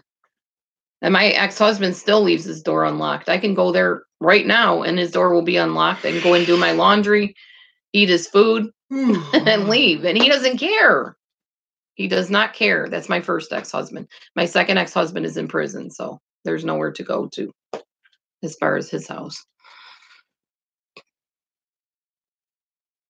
But yeah, it's scary to leave your stuff unlocked now, yeah. Yeah. I understand, Mary. I'm sorry, Mary. I'm very, very sorry. I'm sad for you that was the case. I probably should delete that, though, because YouTube's going to see that. I'm removing your comment, Mary, not because I'm offended by it, but because I have to be careful what comments are in the chat. Hi, Joyce. Hey, Joyce. But going with that, unfortunately or fortunately, depending on how you look at it, although most people probably won't be fortunate, I come from both sides of that. Bye, Sunshine. It was done to me, and I did it to other people. Bye, Kelly. Bye. See y'all. Have a good day. Be blessed. Oh, yeah. Facebook was not easy to get people to talk at all. And I always had the same 5 people. It was like, I want some new people to come in, you know. We want them to find us. I think us talking about this stuff opens up an avenue that people are really shy about talking about. And that's why it was so hard for me, because I'm like, I want to shout this from the highest rooftop. I am being deprived. This is happening here. Will somebody come and rescue me and make him love me that way? And I couldn't do it. And then I was afraid to talk about it because he'd get offended if he heard me talking about it online. And then I thought, you know what? Heck with it. I'm going to talk about it. And then after a while, when he began his healing process, he said, I might do a live with you. I've decided I'm going to give it a shot.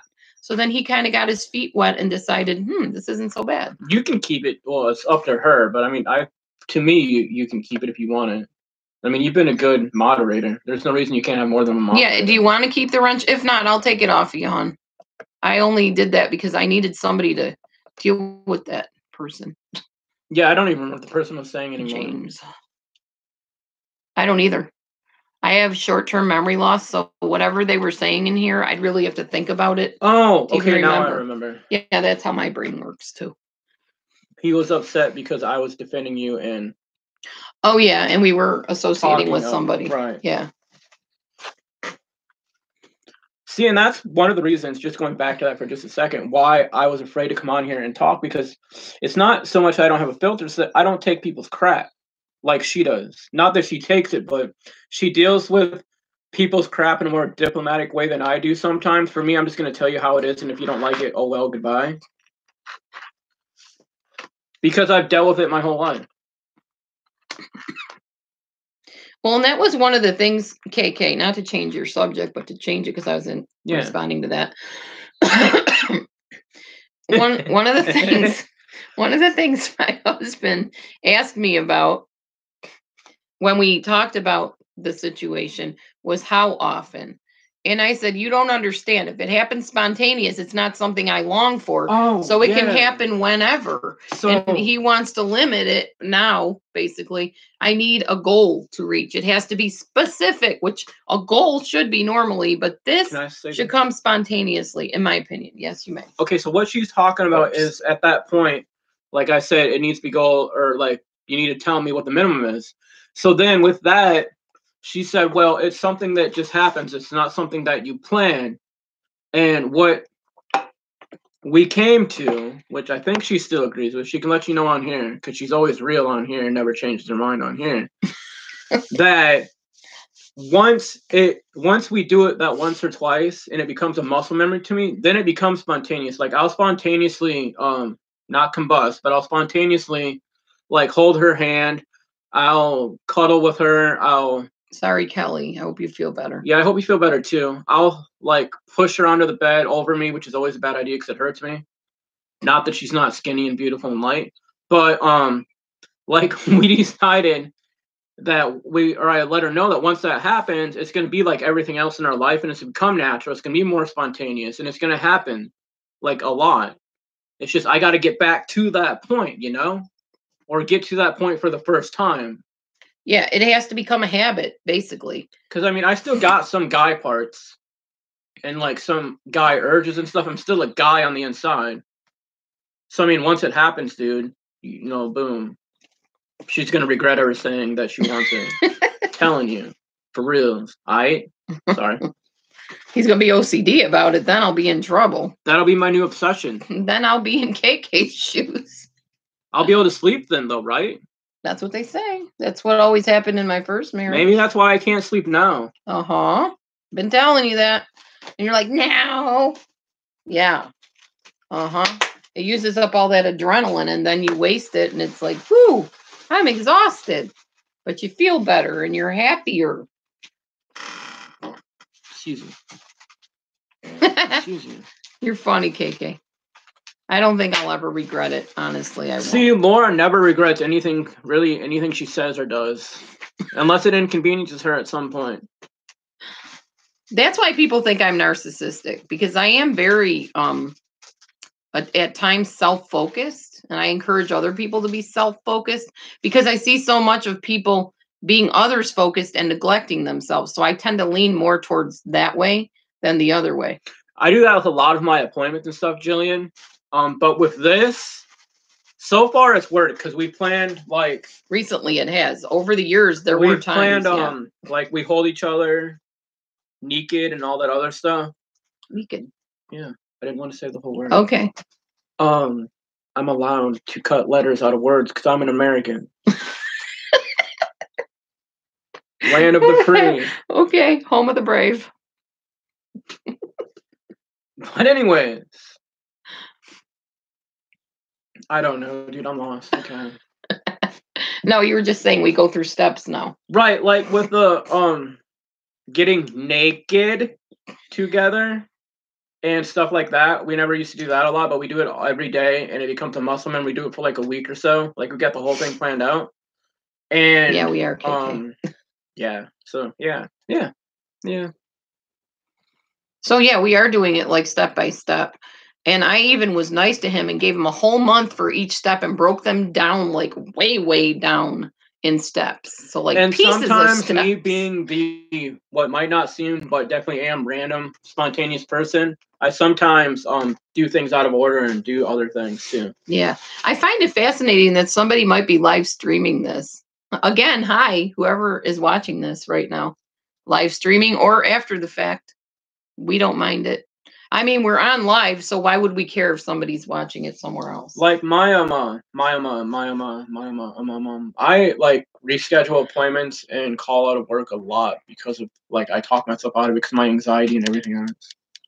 Like I'm to the point where if I call out one more time to reschedule my therapy appointment, I can't go to that therapy place anymore. Yeah, true. And I don't really think I need therapy if I have you guys, so there you go. But then I'd feel obligated and be stuck on here. So maybe that wouldn't be good either. So maybe this is making me want to go to therapy more and not reschedule. Hey, I'll go on Dr. Phil. I was actually going to go on Dr. Phil regarding my one daughter, but my husband talked me out of it. They wanted to have me on there. I didn't talk you out of that one. I talked you out of trying to get me on Dr. Phil. Yeah, but you didn't want me to do it about my daughter either, because you said that would kind of put a wedge there, because she's finally actually talking to me now. It would put a wedge between you and probably more than just her. The whole family, probably. Right. Well, at least a couple. And I know how much family is important to you. It is very important. It's not that important to me. I love my family, but I'm not sure they love me so much.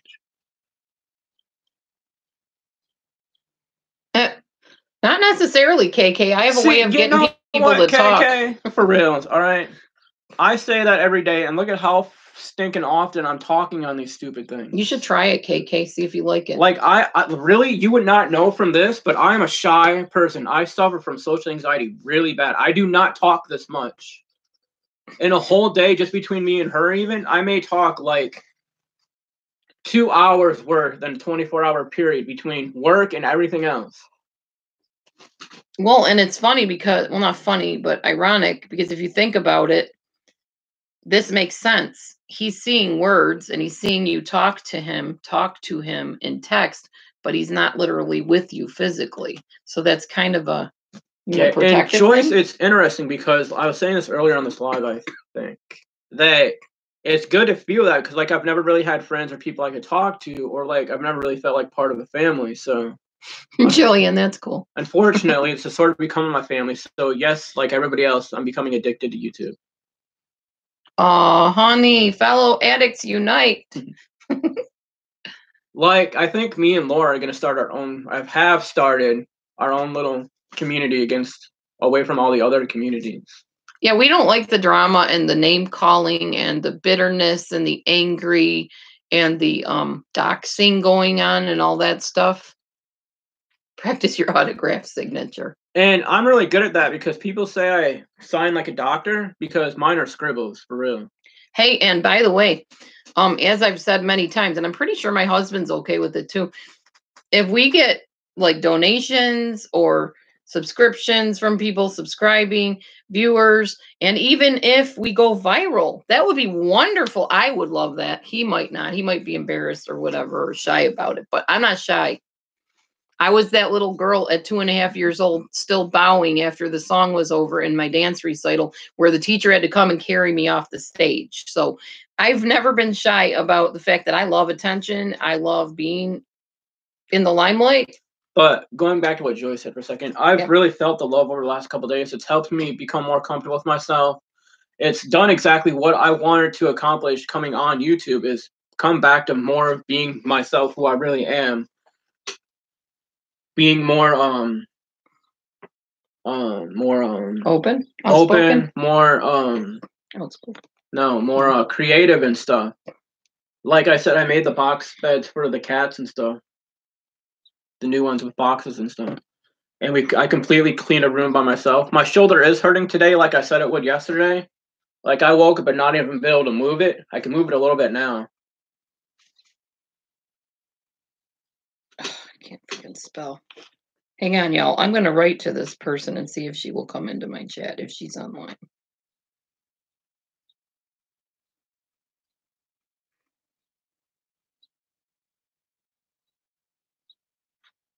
You have the wrong initials, Dee Dee. Remember CC Bloom in the movie? I can't remember. Betty Midler? Bette Midler? CC Bloom. I don't remember. I'll have to look that one up. This may be a stupid question, but what is book folding?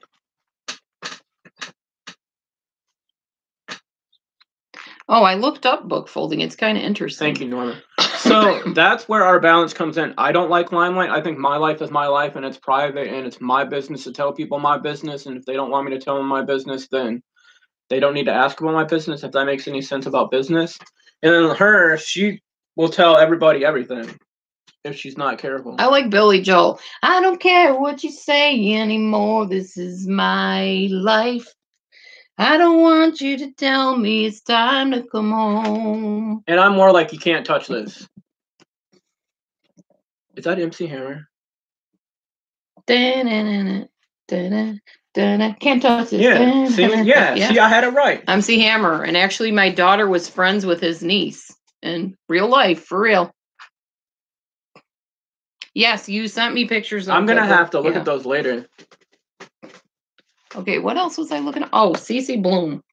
I remember that name, but I don't remember what it's from. And I know it was Bette Midler. Glory of Love, I think is what it was called.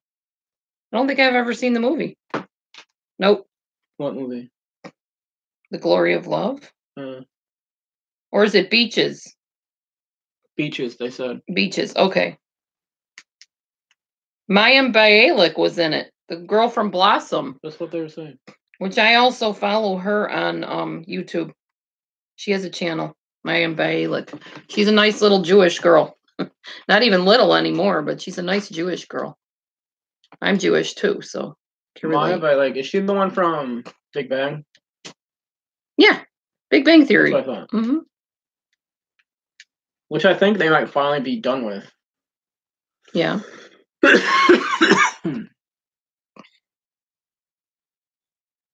Oh, with twins? We'll have to watch those videos. See, I don't really know Snap-on Tools. Her daughter's husband does Snap-on, and they gave us a bunch of their old shirts. My son-in-law, he's about to actually buy a place in the company, so it's really comfortable though. I like Snap-on Tools. He has a big truck he goes around with, and I don't know what he does. He just sells tools, right? Yeah. Yeah. I like tools, but I don't have money for tools. But I like hammers and nails and stuff because I like building things. Her ex-husband finally gave me a handsaw, but if I could ever get like an actual saw, I would cut up a lot of different wood we have and stuff and build a lot more, or get wood like off the roads and stuff. Because I love building stuff. I love creating things. Creating is my passion. Yeah. Because I think that comes from, I thought myself as a destroyer, and people saw me as a destroyer for so long that, I just want to be a creator now. Yeah, Blossom's awesome. It is good. I've seen it. I'm not really as into Blossom like I was when I was younger, though. It kind of goes over my head a lot. It's on Hulu. Yeah, I know. I like some of the real emotional episodes of it, though. I've only watched part of the first episode. Just like One Day at a Time. I don't like the new version of it at all. I like the older version of it with Valerie Bertinelli, Mackenzie Phillips, and stuff. Oh, my computer's dying or something. No. Mm-mm. Wait. Oh, that's dying, basically. Okay. Turn on battery saver, it says. Yeah, now that you mention it, I do kind of remember seeing that movie, but I don't remember what it was about or anything. I would have to rewatch it. And you think I remind you of her? Probably do. I can identify to a lot of real outspoken young girls in movies, like what's it called? That's awesome, Mary. Anne of Green Gables. What's the name I've of never that? been a grandma before. Oh, Anne with an E? So I don't know how that is. Oh, congratulations, Mary. Yeah, they had to pull me off the stage. That was my teachers, the dance teachers, the people behind the curtains. I kept standing out there. You can imagine little girls doing a little ballet dance. I should post that on my page somewhere. Oh, wait, I'll show you the picture actually of where I did this. If I can get to my Facebook, I'll show you. All the little girls dancing on stage and bowing because the song was over. And I think it was what was the show? Do we have a plug for me to charge this, or is it in the other room? Oh, here it is, down on the floor. It's not a good one though. Oh. Well, I'll just take whichever one. Thank you. Somewhat decent. All right. Hang on. Little girls dancing on the stage to their little song. Everybody goes behind the curtain. And here's little Laura Beth still bowing for the applause. Bowing and bowing. And the more they clapped, the more she bowed. Yep, that's me. That is definitely me. Oh, let's see. Can I get on this? I'm going to try to look up and find the picture for y'all to see it. What kind of dog do you have, KK?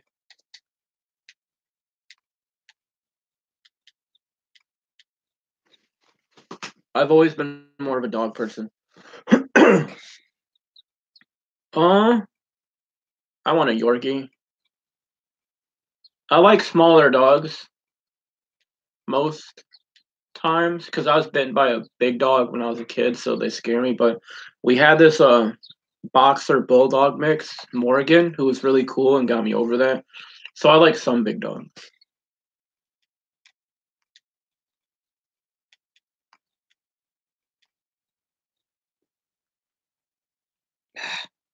Can you get onto your Facebook? Do you know your password? Mm-mm. Really? Darn it. How do you not know your password? I don't remember it. How do you not remember passwords? I don't know.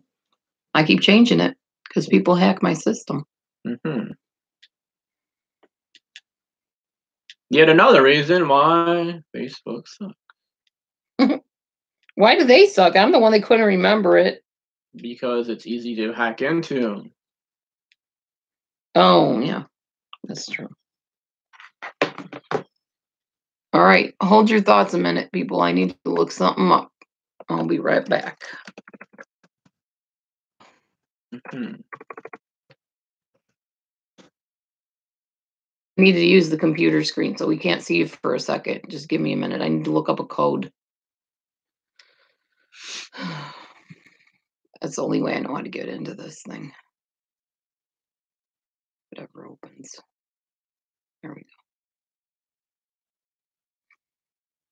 I really do wonder which chat room's streaming us, but I guess it'll probably say. Okay. There, I got it.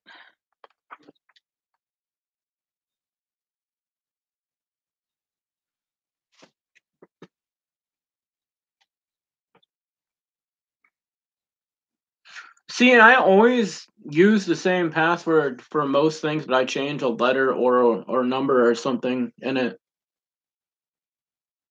But I'm not on as much stuff as she is. Well, I have as much stuff as I just don't use it like she does. Like I've got 2 different Facebooks, but I never go on them at all, ever. Okay, there we go. Ouch. Pull my I'm leg. terrified of vicious dogs too, and they ain't gotta be vicious as long as they bark. Should I install that? Will it not work if I don't install No. that? No what? It won't work. You only need to download Messenger as if you're trying to message somebody.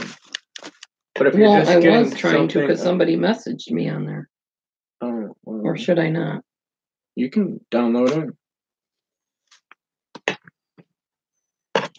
Here, boy, come here. Come here. I've never used Twitter. I've never got into it, I guess. Twitter, Snapchat, Pinterest, all those fun things I've never gotten into.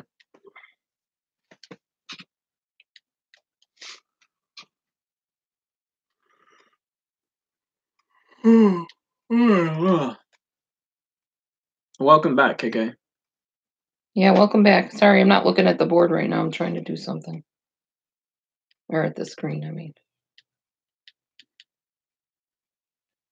And I'm always doing more than one thing, so. Yep, he's a multitasker. Although you weren't a moment ago. I wasn't what? You weren't doing more than one thing, were you? I'm still playing my game and looking at the screen and talking. Oh, you have been? For the most part. I didn't even notice. Because you never pay attention to me, Laura. Whatever, I do too. It's okay. That's what I do, Jillian. Keep making fun. I keep forgetting my passwords. So did you want to put the wrench down and not have one? I don't mean to disrespect you by keeping the wrench on you if you don't want it. You didn't. If you answered me, I didn't see you.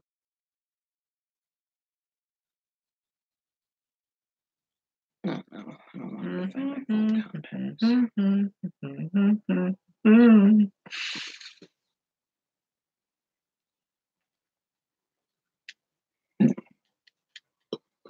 I'm trying to find that picture for you guys of my recital where I was bowing and bowing. I mean, it won't show you. It won't show me bowing, but it'll show me in a pose, in a picture. Aw, Shimmy Shanty doesn't have any new pictures up. That stinks.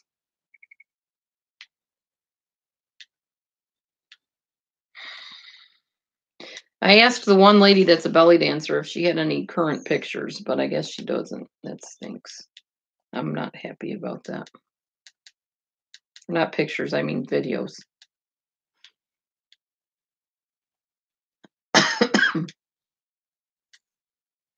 Man, I really thought putting Bama Mama's name in the title would get her in here, but apparently my plan was foiled somehow. I got the wrong Bama, and it wasn't even Bama, it was Bama. I guess stuff happens, huh? Oh well.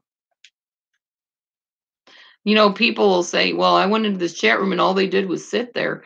But honestly, if other people aren't typing into the chat room, you kind of sit here going, I don't know what to talk about, unless you're me, and I can always find something to rattle on about. I have no trouble doing that because I talk to myself all day. Right, but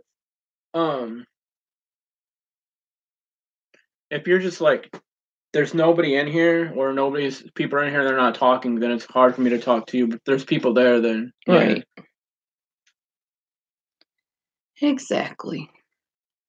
KK. Well, if you can talk, then you should do a live. You and I could do a collab. I don't know about what, but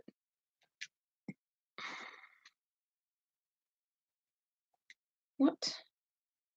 I just want to go onto Facebook. I don't want Messenger.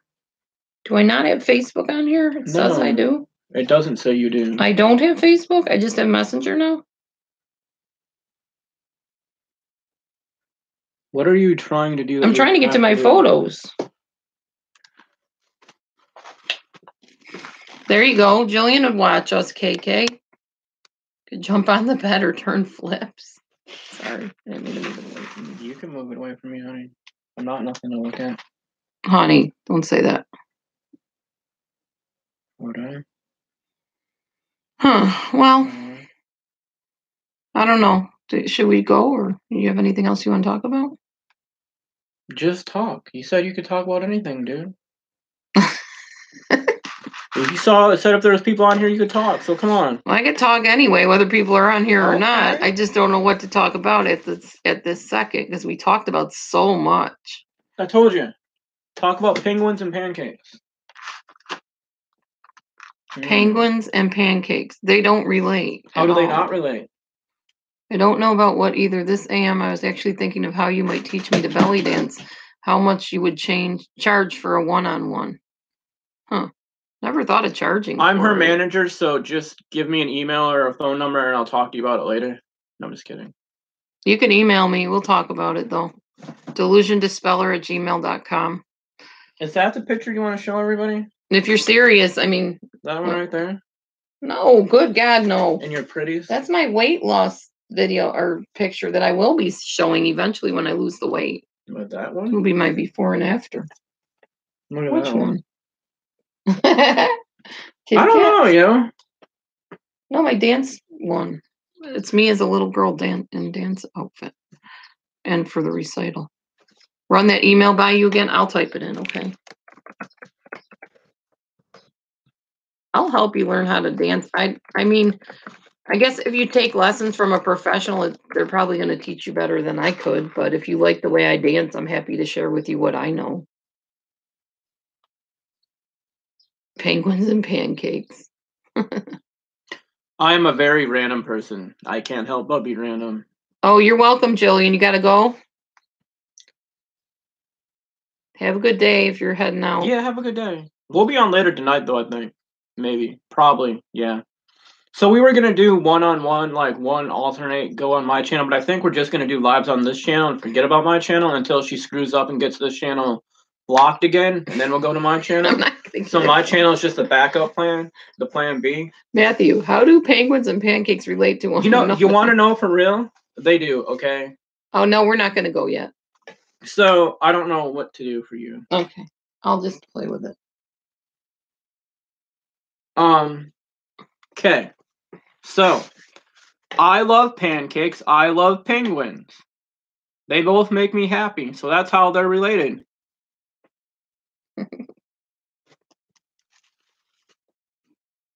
They both start with P. It doesn't matter how you email it. It's not case sensitive. So you can put a small d, two large D's. It doesn't really make a difference, apparently. It'll get to me. Delusion Dispeller at gmail.com. Honestly, we literally have nothing to do until about 1 o'clock, so we could be on here another couple of hours. We could. It'll be the live to end all lives. Or not end them, but to beat all lives. We've been on here almost 2 hours. We might even compete with Go Lightly. My random craziness actually makes sense sometimes in a weird, crazy way.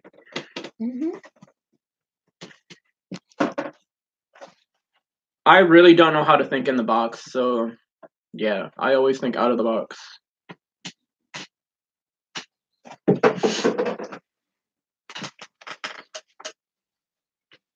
So I always think of things in weird ways or ways that normal people wouldn't necessarily do it.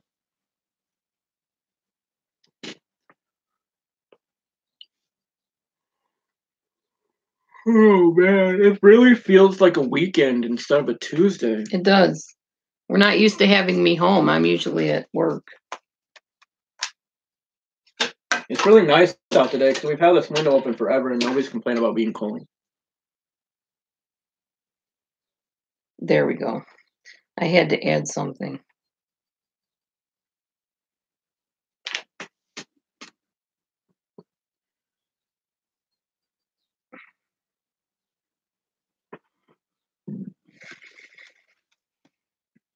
Yeah, that's my email.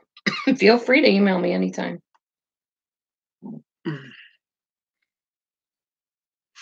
So this is the tablet I got for Christmas. When I first ordered it or talked my mom into getting it for me, I thought it was going to be bigger, but it's actually smaller and I like it more than I like the bigger one.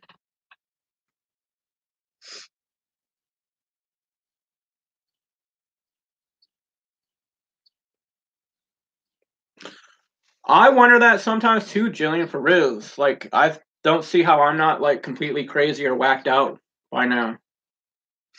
I do want to show them something else too. You mind? Mm-hmm. You do mind? Mm-hmm. Why? Mm-hmm. Being ornery. Okay, so I've told you guys that I owned a business with my first ex-husband, and I know there's a lot of naysayers out there that would say, oh, she's making that up. She probably didn't ever own anything. Here you go. Here you go. If you can see it. Flowering onions. This is one of the businesses we owned. We used to make those bloomin' onion type things. That's our trailer. That's my ex-husband, me, my 3 daughters. There we are. There's proof in the pudding. I don't think you'd be that bad, KK. You might be surprised. Now me, for real, not a dancer, ever will be. I'm one of those 2 left feet people. I have no coordination at all. Now I'm going to show you something else too when I can get to it.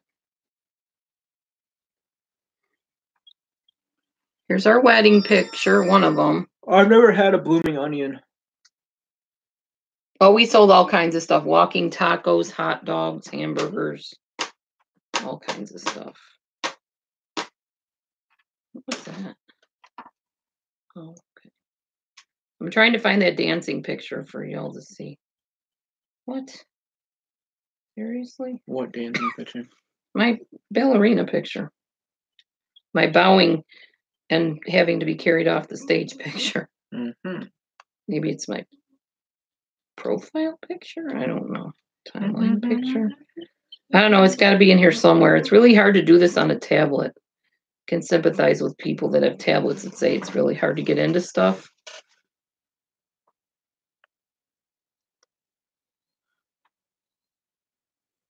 It's all my profile pictures. No, not there. She actually made her wedding dress, right? I didn't make it. Our friend Jackie made my wedding dress. She had her wedding dress made. It was made out of 3 dresses, something like that, all put together. It was made out of a lot of stuff. It was. Oh, that's just weird. I've looked in timeline photos, cover photos, profile pictures. Oh, maybe it's the wrong. That might be the wrong thing. I might be on the wrong. What's this? Had a gown. I'm jealous, Dee Dee. We went. Oh yeah, I wouldn't do the courthouse thing. Like I told Matthew, I said a lot of marriages that are at the courthouse don't seem to last. I was afraid of that, so I wouldn't do it. He wanted kind of a smaller wedding. I wanted a huge wedding, or at least a medium-sized wedding. So we really didn't agree on that either. But well, it's good that we didn't agree on it because we didn't have enough people to come to our wedding to make it a big wedding anyway. Oh, her marriage only lasted 18 months. There's something about standing before a man of God, or as they call them, a man of God, a pastor, or a woman of God. I don't like being in the spotlight either, Jillian. That seems to cement it more, I guess, in people's minds, maybe. I don't know. I'm generalizing. It's just my thought on it. I could be wrong. You'd have to be in a tracksuit. Well, nowadays you can get married in any kind of outfit you want. Nobody's going to frown on it. Yeah, for reals. If I got married the way I wanted to get married, I wouldn't have been wearing no tie and nice shirt and pants. It would have been sweats and a t-shirt, just like I am now. And we actually got married twice.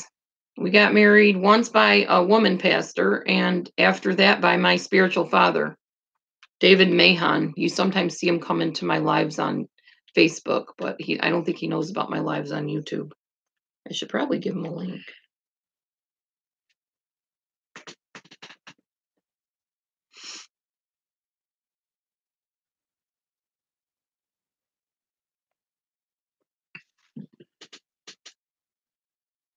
I think dressing comfortable is the way everybody should dress, but a lot of people aren't comfortable dressing comfortable in public.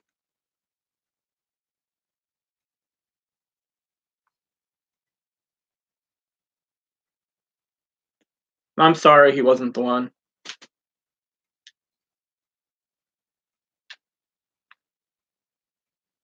But there's always hope to find the one. I mean, a lot of people thought I wasn't the one for her. We still think we're the one for each other through all the stuff we've been through. Yep.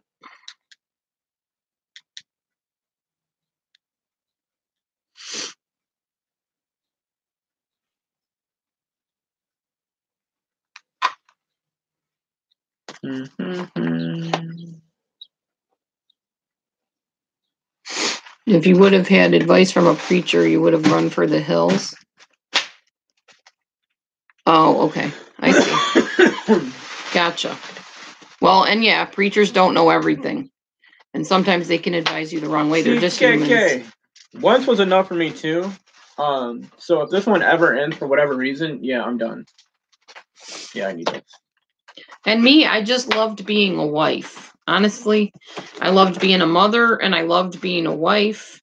And sometimes I still love being a wife, and there's other times I miss being single. But for the most part, I think I prefer the wife thing. It's nice to have a companion and someone to talk to, someone to cry to, someone to bounce ideas off of and share your day with. And this is just my opinion. It's kind of lonely sometimes being on your own.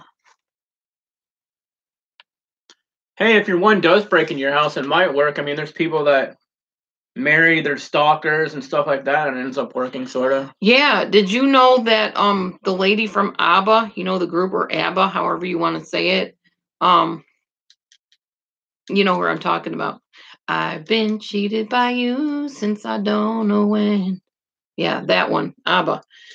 The one lady, the blonde-haired lady, actually married her stalker and then divorced him and then married him again. See, you don't know people's stories sometimes. Seriously. It's crazy. But true story. Well, I'm sorry, it's extremely lonely. Yeah. I mean, you could always do what I did and try like oh, gotcha, KK. A chat room for people or like a phone line for people like we did. True. I mean, I met somebody who was my friend for a while and my now wife on there. And I didn't want to be his friend. I wanted to be his wife right away. Like, let's get married today. She wanted to be my boinky. I wanted to be your wife. This By the way, if you guys saw my post the other day, I think it was a video. This is Sammy the Hammy, the pig, potbelly pig. That's the one everybody's been harassing his owner for not having children but having animals instead. That's Sammy. I'm still trying to figure out how to get to my pictures. Getting hungry. I am too. And not like shut up peanut butter and jelly sandwiches like some. You funny.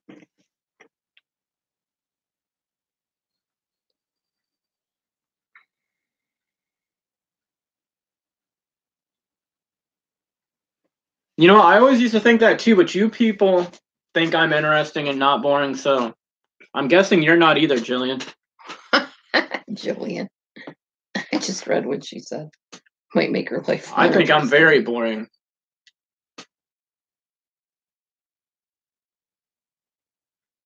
No, you're really not.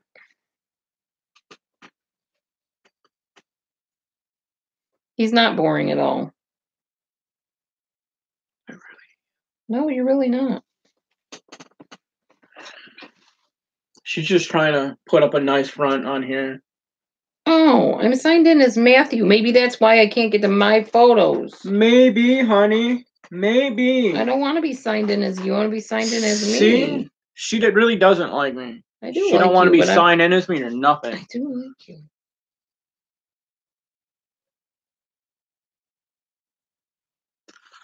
There we go. Like I told her, like joking and stuff, that's how I communicate with people. I don't know how to communicate with people like how you guys communicate with people. All I know is joking, being sarcastic and stuff. Sarcasm, yeah. And I really don't leave the house either, except when I have to work or we have to go to appointments, which I don't like keeping or doing. But we do. We go to appointments. We keep his appointments. Try to, anyway. See, I thought that too because I've had so many bad experiences, but I kept trying. I didn't give up, and look who I found. The one who's on a tablet instead of looking at the screen. Well, the one is trying to find the picture, and I found it. See? All I gotta do is complain, and boom, it happens. I'm magical. Here is little Laura Beth, the attention seeker. See if you know which one is me. I don't even know which one is you. You don't? I don't remember. You can look at the face and see it. I'm pompous and stuck on myself even back then. If I had to guess, it would be the one on the left. Which one? The one on the left. This way? Yeah. Yeah, that's me right there. The chubby little one? Yeah. Yep. Right there, honey. Look at my face. I'm vain even back then. Yeah, you're all stuck up and everything. I was. But look at her. She's way more stuck up than I was, and she was. Yeah, she's the one on the right, but it looked on the left. Here, I'll point it out. I'll show you again. Here. That's me. Right there. Right there, right there, right there. That's me. Look at the face. I was not camera shy. I was quite proud of myself. It has not changed. I like myself. I like my views and my opinions. I could never do the speed dating thing or anything like that where you actually have to meet people and talk to people. That's why the phone thing works so well for me. Here's another picture of me. Can dancer. Hang on, I got one more to show you. You can't really see the other one anyway. Again. Oops, sorry. So blurry on here. Seriously. There we go. That's with my whole class. This girl right here was more stuck up than me. Her name was Lisa. That's me right there. But I still had no problem wearing the makeup and showing off. Yeah. I probably was Cece Bloom. Or Ann with an E. Which I think was the same kind of personality as Cece Bloom. Show you my mom, which will kind of give you a little idea of why I am the way I am.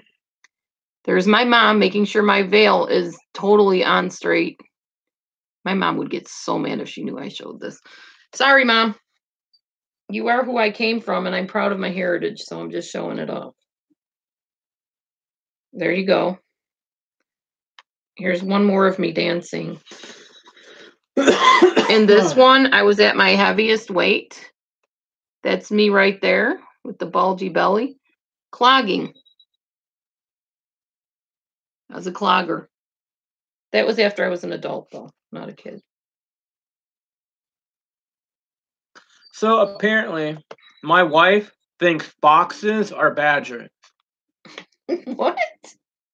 She doesn't know the difference between a badger and a fox, so maybe somebody can explain it to her. Oh, foxes are badgers? Because you said boxes. No.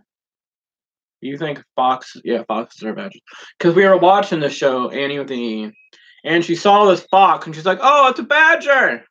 I'm like, no. And then I showed her a picture of a real badger. That's my first ex-husband with me. I always gave everything I had into my marriages. Yeah. And I try to do that now, too, but I'm kind of spent, you know? When you've been married 3 times, by the 3rd time, you're just pretty freaking exhausted. I agree. Oh, wait, that's still my first one, and I'm exhausted. Yeah, see? Now think about if you were on your 3rd. That would be tiring, honey. Oh, I better not do that. People might think I'm trying to strangle you or something. I'm sorry. Hey, violin's awesome. This is one of my favorite pictures of us. Although there's boxes on That's our what face. they say, but if 3rd time is a charm, does that mean I have to do it 3 times before it's charming? That's us. Ignore the boxes. That's just to put your names on it or whatever. Because if the whole 3rd time is a charm thing, then it's sort of like the chicken or the egg thing. Would I have to do it 3 times before it's a charm, or are we going by her 3rd time? Here's my second ex. That's the one that everybody confuses me for. He's the one that's in prison, okay? And went to jail. He's the one that's learning disabled. He's the one that was abusive to my daughter, Amber. That's my daughter right there. Party. Right there's my daughter. Matthew, you're funny, they said. And honestly, he wasn't a terrible guy either. He just is learning disabled. He had a lot of, issues. And now he's got dementia. And now he has dementia. My second ex. So yeah, we've been through a lot together. I've been through a lot in my life. I've had a lot of changes, a lot of abandonments, a lot of rejections. And this pretty much sums me up right here. Attitude is everything. And I have an attitude. There's no doubt about it. Here, honey. We can show them. What are we showing them? The cat beds. I made. Oh, you can show them the cat beds, yeah. Here. Hang on. I'm still showing myself. Of course. See the hat? Forbid you take a break. And I'm pointing up because that's God. I'm not a shy person. I'm sure y'all know that by now. And I really don't care to an extent, I don't care what people think of me. Just turn the computer this way. Oh, okay. Matthew wants to show you what he made. This? It's just a box from work, and then I take the things down so it's sturdy, and we cut up some old memory foam that we can't use or don't use, so it's comfortable for the cats. Yeah, so our cats live better than we do, honestly, half the time. And then we have boxes like these. We have 2 boxes like this that Teddy likes a lot, where it's just like a little tunnel thing, and it's really sturdy on top and stuff. And then we made a big one for him too, but they go on like arms on it right now. Yeah, I'm going to show him Carm. I just noticed him over there. There he is. He's over sitting on the top of that box. We put a big long picture frame on top of the box to the TV entertainment stand thing. And he's over there sleeping. I mean, you can even show them the cat room real quick, because they've seen it. Sure, really dirty. why don't you do that? I can. I'm going to go grab something to eat. I'm like, She's going to make stuff to eat real quick for us. I'm going to show you the room that used to be super messy, the cat room. It's actually clean now. Like you can see, we have to sweep it and stuff and still get a couple things out of here. But we made shelves for them over there. And their cat tree and everything's in here. Right outside this window is where the catio is. So like in the summer when it's nicer, I will open it and clean that out and stuff. But yeah, they do live sort of better than us. You left the oven on all night. Is that why I felt something burning? Yeah. And why it was super hot in here? Yeah. What do we want to eat? I don't know. I don't know either. Thank you, Joyce. It was really, I just came home yesterday. Or I was at work yesterday, saw the boxes because we always throw them away. I was like, okay, I might be able to do something with these. I think today we're working on the kitchen.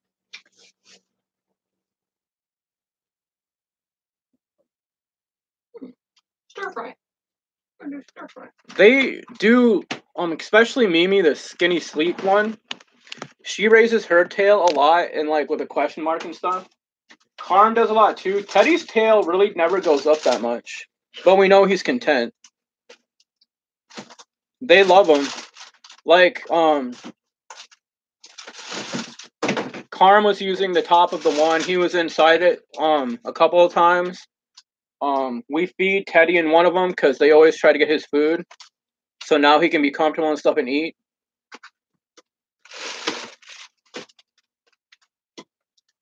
Teddy's the old one. Yeah, he's like the super old one. Diabetic. Where is he?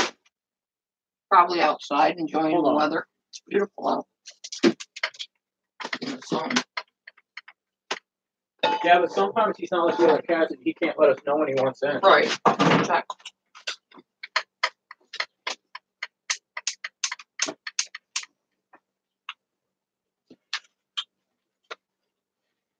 Sorry, you're seeing the top of my head. I'm over here making a... Oh, yeah, our cats are super content. We're not bad people, despite what all the haters want to say about us. We're really not. We're just odd people. We're not the norm. We're not the typical couple. He doesn't wear a three-piece suit, carry his briefcase, go to work, come back, you know, have a nice cozy night and go to bed. I work.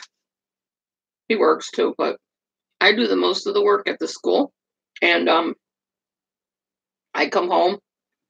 I get on my computer. He gets on his game. And sometimes we watch a show together, Switched at Birth. That's our show. Right now, my other show, because I always have another show that I watch without her, is Lie to Me. Yeah, Lie to Me. I like Lie to Me too, though. I haven't watched it with him in a while, but I do like that show. It helps me learn, like... Oh, stir fry. I'm making a stir fry. I'm guessing you probably want to watch me make it, right? Are you okay with that, honey? Yeah, I'm going to go outside real quick and see if I can find it. Okay. Oh, so this is what happens when you pour stevia in your sparkling water. It just overflowed all over my countertop. You can't really see it, but yeah. But this is LaCroix, and it's nasty as heck if you don't sweeten it, in my opinion. So yeah, I will let you watch me cook. I'll put this up on the microwave and kind of position it so you can watch my wok. I'm going to turn my wok down because I'm burning it. All right, here we go. There's my wok. And I'm putting stuff in it now. First thing I'm putting in it is ground turkey. I love to do stir fry, by the way, so that's like one of my favorite things to show you. Stir fry is delicious, and it's so easy to make because all you're doing is being lazy and tossing things in a pan. So I got my ground turkey. There it is. It comes in a big brick, ground turkey. Putting it in there. You don't have to use meat, obviously. You don't have to eat dead animals if you're not into that sort of thing.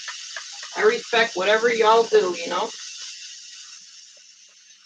Sometimes I eat animals, sometimes I don't. I love animals, so it's really hard for me that I'm not a vegetarian or a vegan, but I've tried it and it doesn't work for me, so we'll just leave it at that.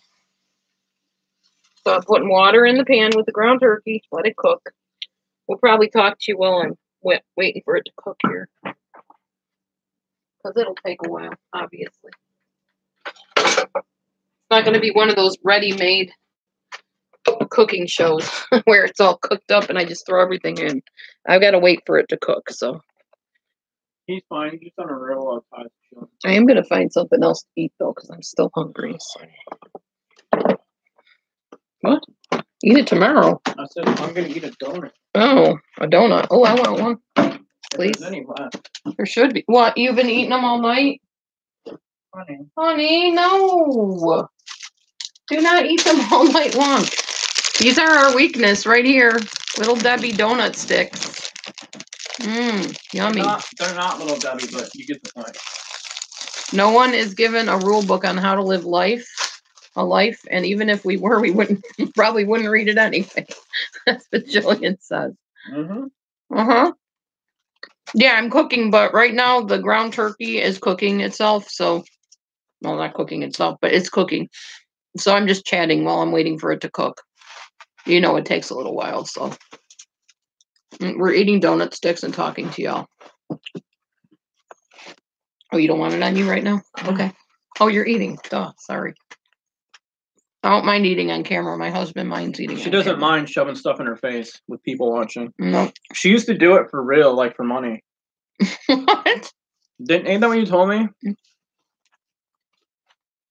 You used to eat food for like people and like. Oh, yeah. Oh, he's telling all my secrets today. Okay. Let's go there. She's not gonna want me on live with her by the end of the week. I'm telling you, dude, for real. I don't care because attention doesn't bother me, so that would not bother me. Hi, Boyzon, Igron. Interesting name. Where are you from? Iraq, Iran, somewhere Mideast, or just made up a random name? Anyway, welcome in. So there's this website. I don't want to mention what it is in case there are minors that come in here. And some people may know or may not know that there is. Oh, keep Matthew. He's telling all my secrets. There's a website where people literally feel attracted to one another by feeding each other and making them gain weight. Okay, they call them gainers sites, feeders sites. For a long time, well, not a long time, but probably about 6 months, I was very into that sort of thing. And I was very, very obese because of it. Bye, Joyce. I would literally go on like a chat room like this, and people would tell me to feed myself and keep feeding myself.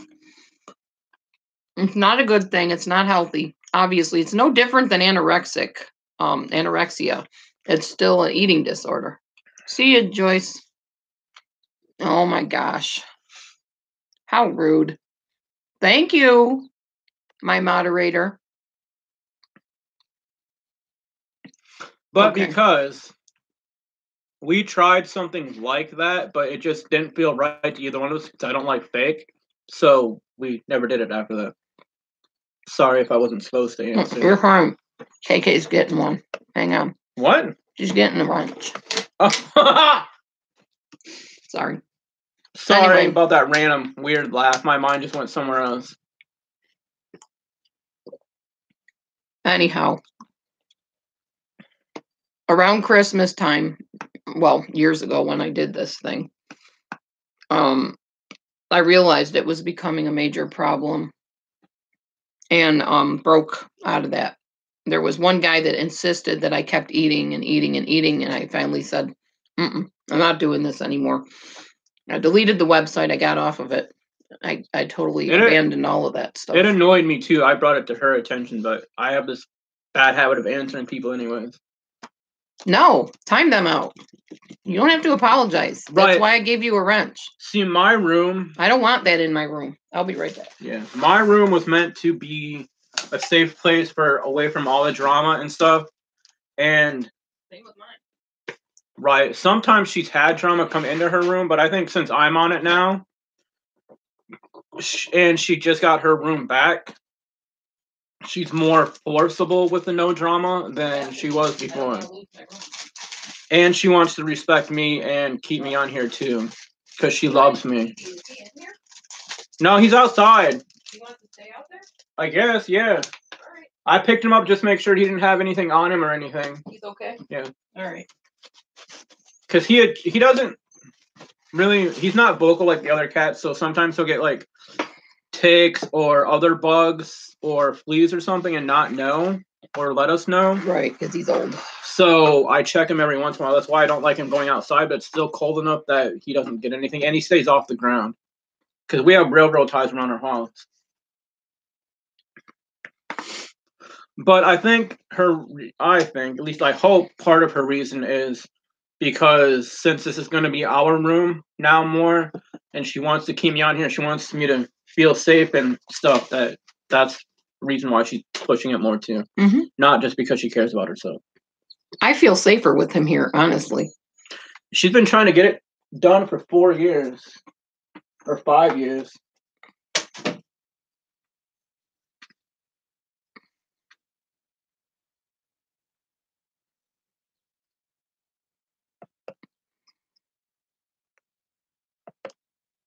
To be careful of the expletives on here too. What did they say? Careful of the cussing too. Jillian, I trust you with the wrench, no worries.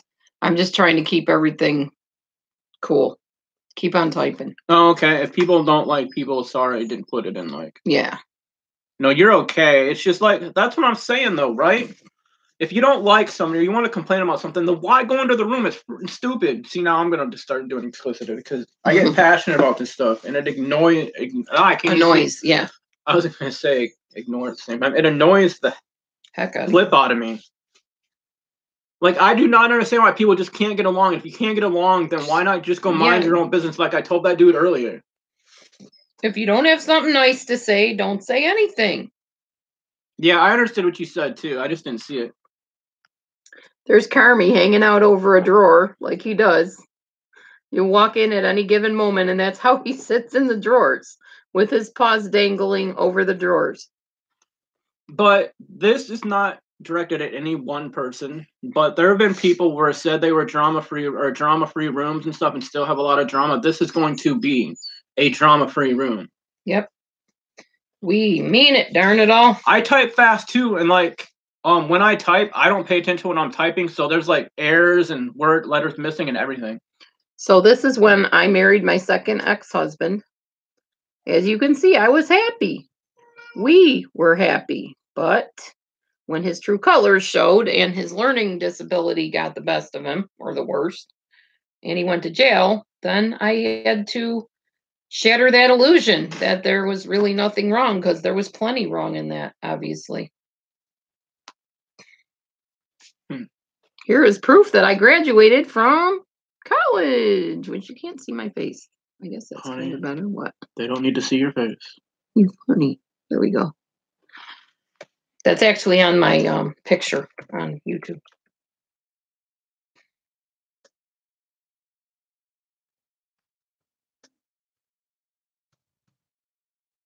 You typing something? Yeah, just to sort of show them what it looks like when I type. That's what it looks like when I type, and sometimes it's a lot worse than that. So it's sort of hard to understand what I say sometimes. Because I just let my fingers like flow and stuff, and it doesn't always interact with my brain, I guess, if that makes sense. Like I was in somebody's room last night at like 2 o'clock in the morning, trying out the whole actually commenting in a room thing, because that's the first time I really ever did it. Man, I felt really weird and awkward and out of place commenting in somebody's room.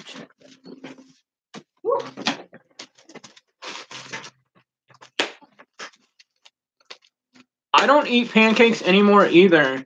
And it's not just because I'm diabetic, because we have like alternatives to like regular flour.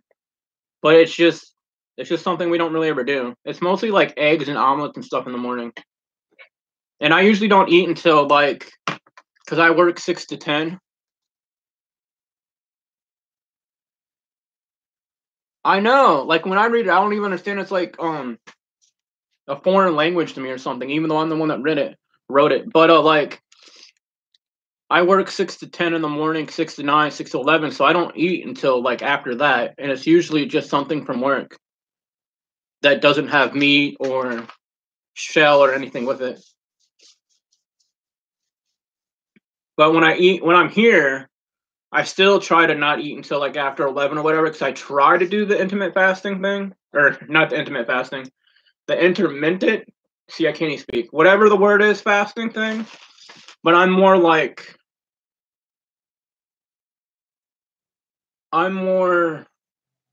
12 on 12 than I am 8 on 16 or whatever.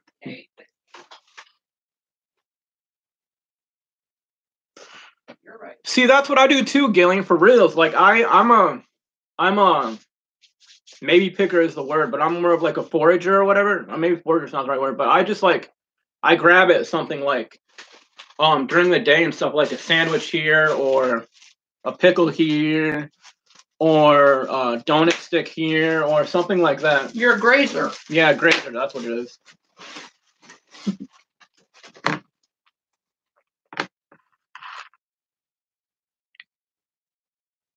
See, I'm finding stuff that I have in common with people, honey. I'm not the only one. Mm-hmm. I think we both met people today that backed us up in our views. Yeah. I met some people the last few days. I know not to call you 400 pounds. I know not to joke with you like I do off here, on here. Mm-hmm. I wonder if this is still able to be drank. Mm-hmm. Should I even try it? Coffee? It's been out here for days. I wouldn't. So if I die, you know why? I'm drinking 3-day-old coffee. 4-day-old coffee. I told him to go get some fresh. There's some in the pot. I think, unless you drink it all. It'll make you tired anyway, won't it? Yeah. Well, we got stuff to do today, so I don't think you want to be tired. We have a doctor's appointment, but I was thinking around the doctor's appointment, if you want, we could go check the P.O. box. But that's in Rock Island, so I don't know. Rock Island? No, it's in Moline. No, my appointment is in Rock Island. No. I meant the P.O. box is in Rock Island, yeah. I need to start eating healthier too. Like, I'm diabetic. Like, I can die or lose limbs if I don't eat right. Good point, KK. That's funny. Well, see, that's what I think. But I've asked people, like, when I worked at a different place, because they make coffee, like, every morning for the people. Where I'm at now, yeah. But like, they said if you can get poisoned or whatever if you, like, drink the coffee or if you reuse the coffee. Like, sometimes there'll be coffee in the pot, like, still grinds or whatever they're called. Grounds coffee. And I'll just put more water and reuse it. I mean, it tastes fine to me, but I was told that can make you really sick, so I didn't know. I mean, it tastes fine with me. It tastes just like cold coffee. Should be fine.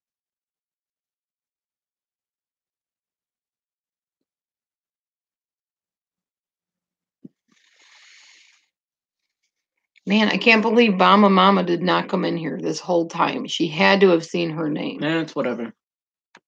That's just weird. She had such a fit about it. You think it's weird? I don't think it's weird. I think it's a plus. Well, I thought if I put the name, it would have. Right, but this room was never. A room is never about. What are you doing? Trying to plug this in. Okay, we'll go get a different charger. I will. Where would I get a different charger? I don't know, because I need to charge mine. She's trying to take my gaming stuff away from me. I am not. Just borrowing your charger. You'll be all right. Yeah, one thing you don't want to say to somebody with autism is chill. They do not appreciate that at all. I'll chill when you get out of my face. Here. Oh, yeah, that works too. If it works. You could have just used this. Oh, it's working. It's fine. Why did I think of that, dude? Give me your other one. What other one? Your other hole. I don't know what you're talking. Dude, I got really bad panic attacks, which is why I'm so surprised I can work as much as I do.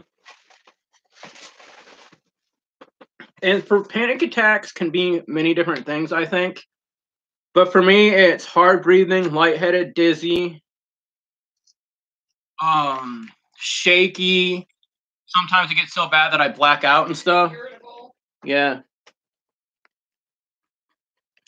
Paranoid.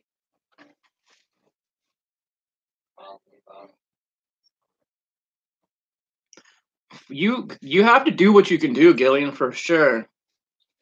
I mean, it's hard, but some people just give up and don't do anything. But, like, if you try and you focus, then, it's easier for some of us to go out and do stuff when we try. Like, I love shopping at night, but if she's with me, then I can shop during the day.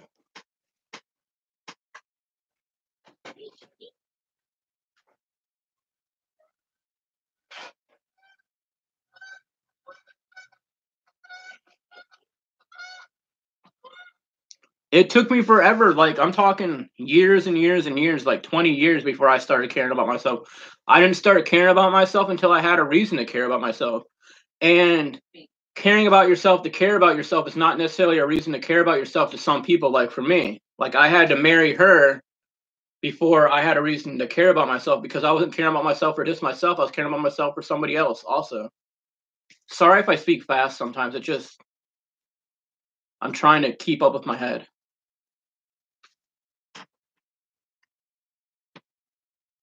I mean, honestly, I should care more about myself, but I really don't. I mean, I care enough to not completely kill myself and watch some things I eat, but I still eat a lot worse than I should, honestly.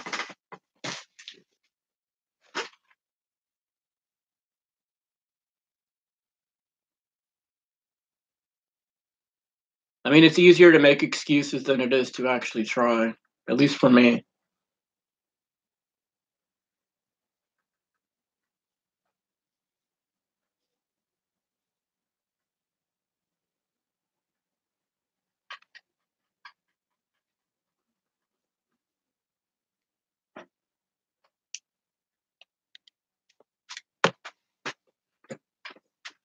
Did Teddy ever come in? I didn't see him. Okay.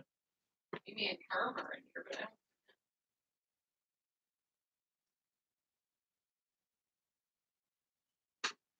hopefully he didn't run away or something. I don't think he would. For me too, like I have to be really careful. Like everything is stressful, KK and Gillian. To me, even like you were saying, KK, the good and the bad are stressful to me. But with her, you know, things are easier because she's sort of my grounder. Sort of like I think you're saying your boyfriend is for you. That T? Hey, T? He's back. Mr. TV's back in the house. TV back in the building. The thing about mental health is it's not necessarily, it's harder. Okay, the thing about mental stuff is, all right, mental issues are more exhausting than physical labor to me. I can't say that for everybody because I don't know everybody. I don't know if it's a universal thing or just, you know, a individual thing. But also, mental health is not like we were talking earlier about how a normal person just does these things, and like how everybody thought I was making excuses and trying to get out of stuff by saying I can't just do it. Well, that's the truth. You can't just do things when you have complicated mental health, I'll say. But with the right help or the right people in your life, with like a support line or a support system, then you can, you know? I mean, some people with her in our relationship, there's been times, and I think I talked about this earlier in this 2.5 hour thing, that to me, the small things, like the small little steps, like you're saying you make, are gigantic. And they might not be gigantic to somebody. They might not be anything to somebody else, but to us, they're huge. And that's what you have to remember, that it may take you years, it may take you months, days, you may just one day overcome it all, or you may never overcome it. But it's the small steps that you take. You don't want that? Need you be nice. Be nice to me. We're back out. I mean, it really is guilty. And like, I am not in the same situation as you guys, but I sort of understand for like what I've said with like our situation. Like, she's so deprived and stuff, but like to me, I'm going through the same stuff. It's hard for me too, and I feel it's a little harder for me because I'm going through the guilt, not just the depravity. I mean, guilt can kill you for real. It's really bad. My mental health is not. I've never been homeless per se, but I've not been able to live with my mom and everything, and had to go stay with friends and stuff. But my mental issues are the reason I have no friends. They're the reason that I can't keep a job. I can't support my wife, you know? She supports me. I mean, any man or female may understand just how hard that is. It sucks, but I don't know what to do about it because my mind can't just flip like that, you know?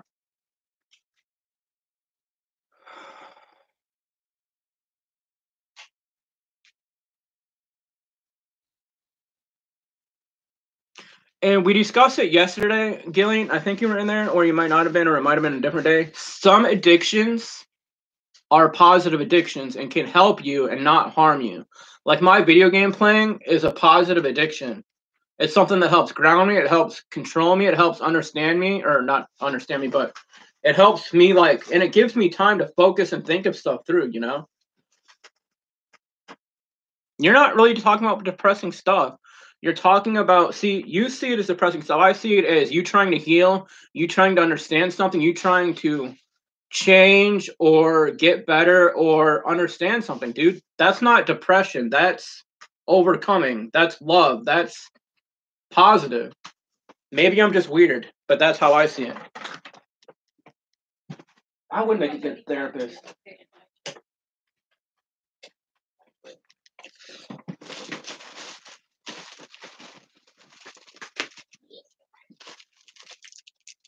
I'm not sure if you're talking to me, KK, but I think we might be a little bit. I think all three of us might actually be a little bit in the same boat. Just with different situations, just sort of the same things. But I mean, maybe that's why we're on here. Maybe that's why I'm on here, you know?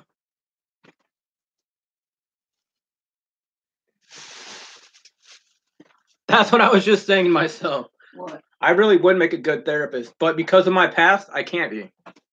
Which sucks, because I would be the perfect therapist because I'm so good at listening to people. I understand so much.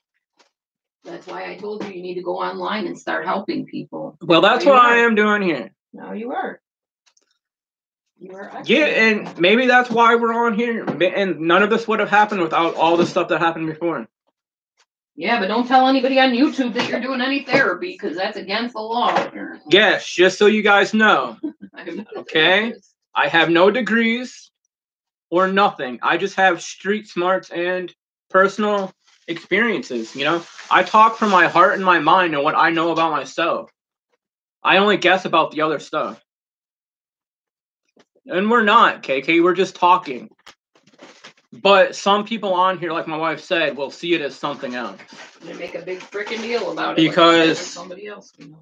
Ignorance is not bliss. It really isn't. And I never understood that until now. I always thought ignorance was bliss, and it meant like, well, if you're ignorant, then you know, blah, blah, blah. But it's really not that way at all. You figured if you're ignorant, you can't be held accountable. Right. Like she said, if you're ignorant, you can't be held accountable, but it's not blissful for the other people.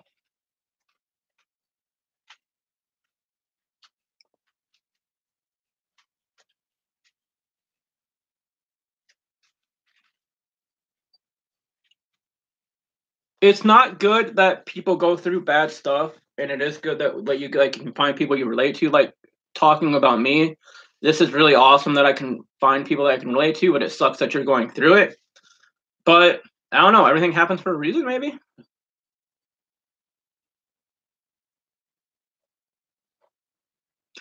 And even if I didn't share your concerns or your issues or some things in common, this is still a place where you guys can talk and nobody's going to say anything bad about it or anything. And if anybody tries making a video of it or taking stuff off the lives and putting it somewhere else, I'll just complain about it. All you can do is record it. Right. And since it's bullying and not something you should be doing, then it should be taken care of. I mean, if they share it in a way that's beneficial, yeah, then more power to them. But if they're going to share it to make fun of us or act stupid about it, then yeah, we're going to do something about it. Cece, I think I'm having a blessed day, but my day has been talking all day. And I've probably literally talked more today, definitely more in the last 3 days than I have talked like all year, for real. Literally. For real. Good for him. I'm the same way, Jillian, for real. Like, I can give you guys all the advice in the world, and you say I make a good therapist, but it's hard to practice what you preach. It is right.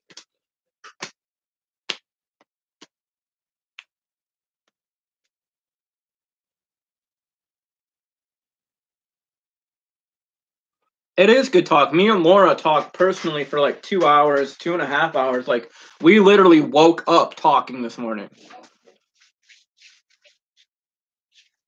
And we came right on here after that and started talking too.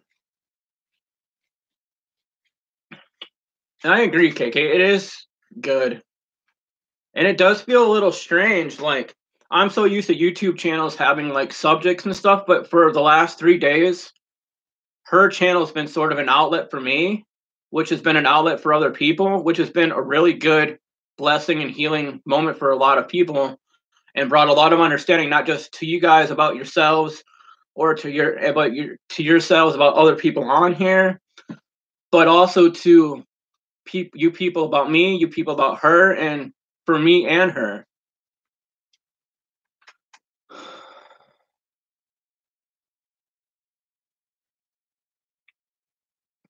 I agree too, Jillian. Like that happens a lot more where like the patients and stuff are a lot more helpful than nurses and doctors. I don't like them. Which is probably one reason why I never go to the doctor alone, because it gives me panic attacks. Hi, Mary Mark K. Sorry.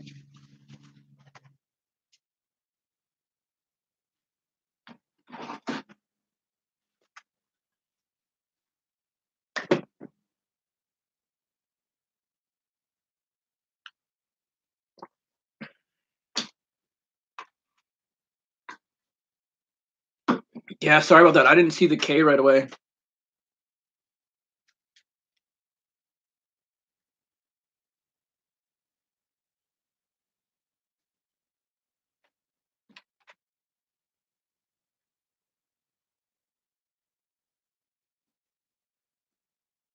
Yeah, me too. I'm like, I don't. She has tried to get me to watch videos on how to do stuff or self-help books and stuff like that. And I can't do it. I'd rather, go to somebody who knows it, or like talk to like people that know it, or do something like that. I don't like people that think they know everything just because of a degree or a piece of paper or something like that. Which is why I've had such a hard time with therapists. I finally found we found two of them that are decent.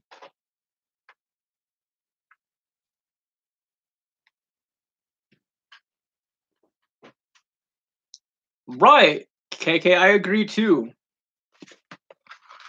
Which is what I think YouTube was meant to be in the first place, was for people to learn, not to bully, harass, and do all this other crap. How's Sunshine's turkey stir fry coming? It's coming good. I put some tempeh in it, which is soybeans basically. She's saying it's coming good, but she put some kind of temp in it or something. Tempeh. Temp aid? It's soybeans. A temporary aid she put in it or something? I don't know. Tempeh. She's starting to worry me a little bit. Tempeh. TEMPEH, called tempeh. It's soybeans. Hi, Candy Cane. Hey, Candy Cane. Sorry, I can almost smell it too, KK. It's delicious. It's cooking now. I put frozen vegetables in it, the tempeh into it, the ground turkey into it, and a package of onion soup mix. Oh. Okay. I know all about that. We both do, actually, about borderline personality disorder. Right, dude, that is how it works. Like, they'll tell you have all these things and tell you just to deal with it, or it defines you, or it's who you are. You can't change, blah, blah, blah. You're broken, wah, wah, wah, whatever, and it's not the truth.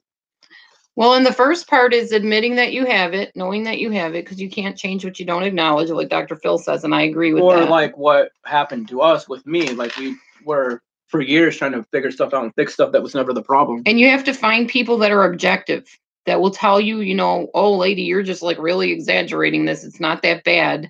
Because I have partial borderline traits. That's one of my diagnoses, is borderline not otherwise specified. So I do also battle, mine is abandonment issues more than anything, or sometimes black and white thinking. I do a lot of that, which drives him nuts. Really? I don't think you've ever done that. You're so funny. He knows I do it. I do. So I can relate really well to borderline people, but I can also put a boundary between, well, not between, but in the situation, in the relationship. If I feel like they're getting too clingy, I'm going to back off and I'm going to say, whoa, I need my space. And borderline people need to learn how to do that.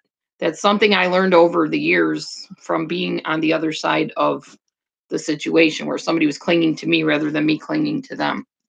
So yeah, that's because I'm educated. It's also because of experience of being rejected and pushed away because I was way too clingy.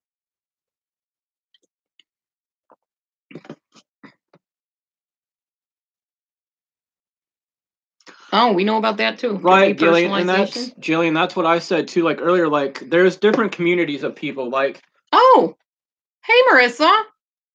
I have hello. never seen you in my life in like the longest time. There's welcome. Normal, like above everybody else, and there's like the narcissistic people, the mentally challenged people, the other different societies, and within those societies there's the average, the above average, Aw, thank you. The not average and everything. So like I'm in the mentally challenged whatever, or we'll say the ASD community, and I'm high functioning, so but there's still more people in that thing. And then like I've told her yesterday, like you could have like 10 people go through the exact same thing in the exact same situation, but I guarantee at least half of those people are going to be different than the other half, you know? What are you eating for lunch, Marissa? Tamales? I just played with that. I hope you saw my little parody I did of you. She did. I told you she emailed you. That's right, you did. Sorry, my mistake. My forgetfulness. Histrionic personality disorder is not too bad because Marissa and I both have that, right, Marissa? We love the limelight. We love being behind the camera. I would rather be to the side. Yeah, Matthew's kind of the avoidant type. Well, but he's doing good today.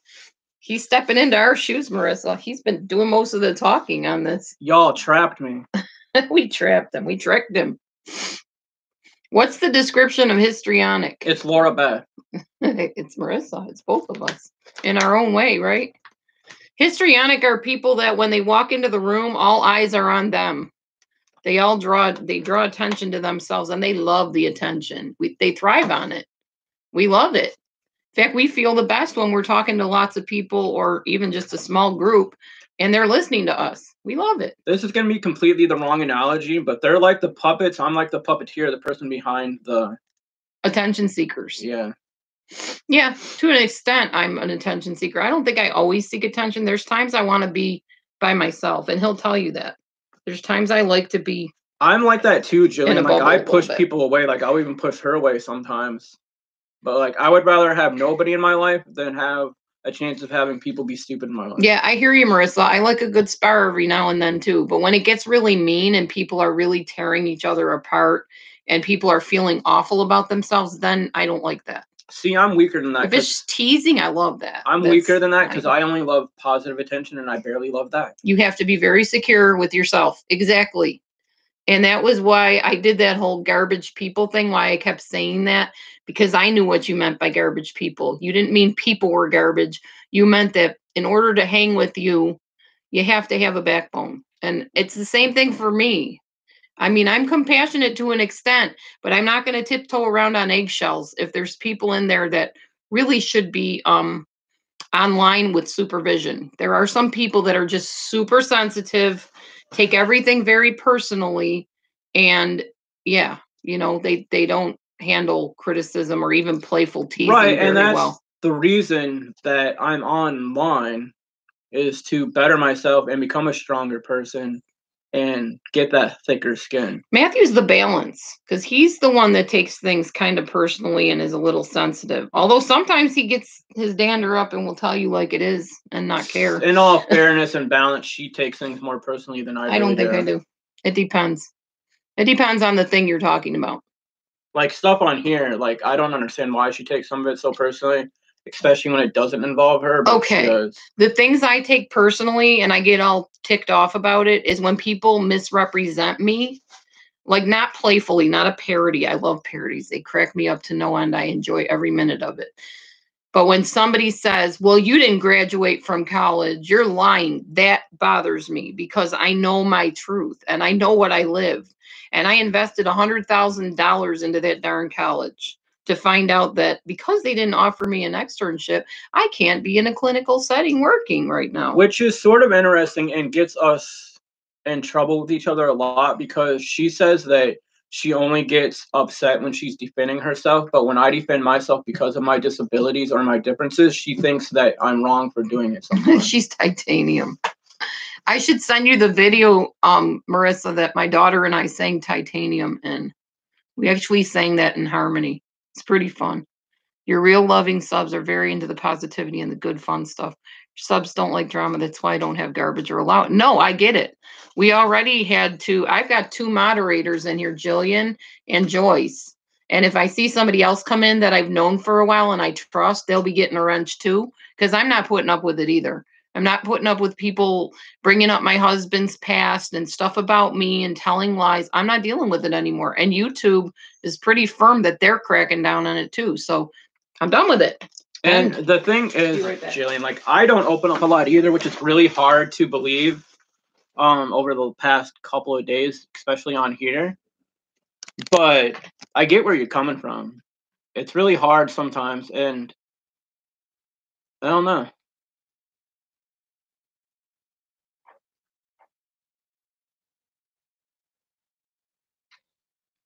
And I'm the opposite for, like, my birthday. For the longest time, I felt like I was nobody, so on my birthday, I feel like I should be somebody. So I try to do something special on my birthday. But it's usually not with other people. It's usually just with Laura. I don't want other people involved. So I guess I am the same way in a way.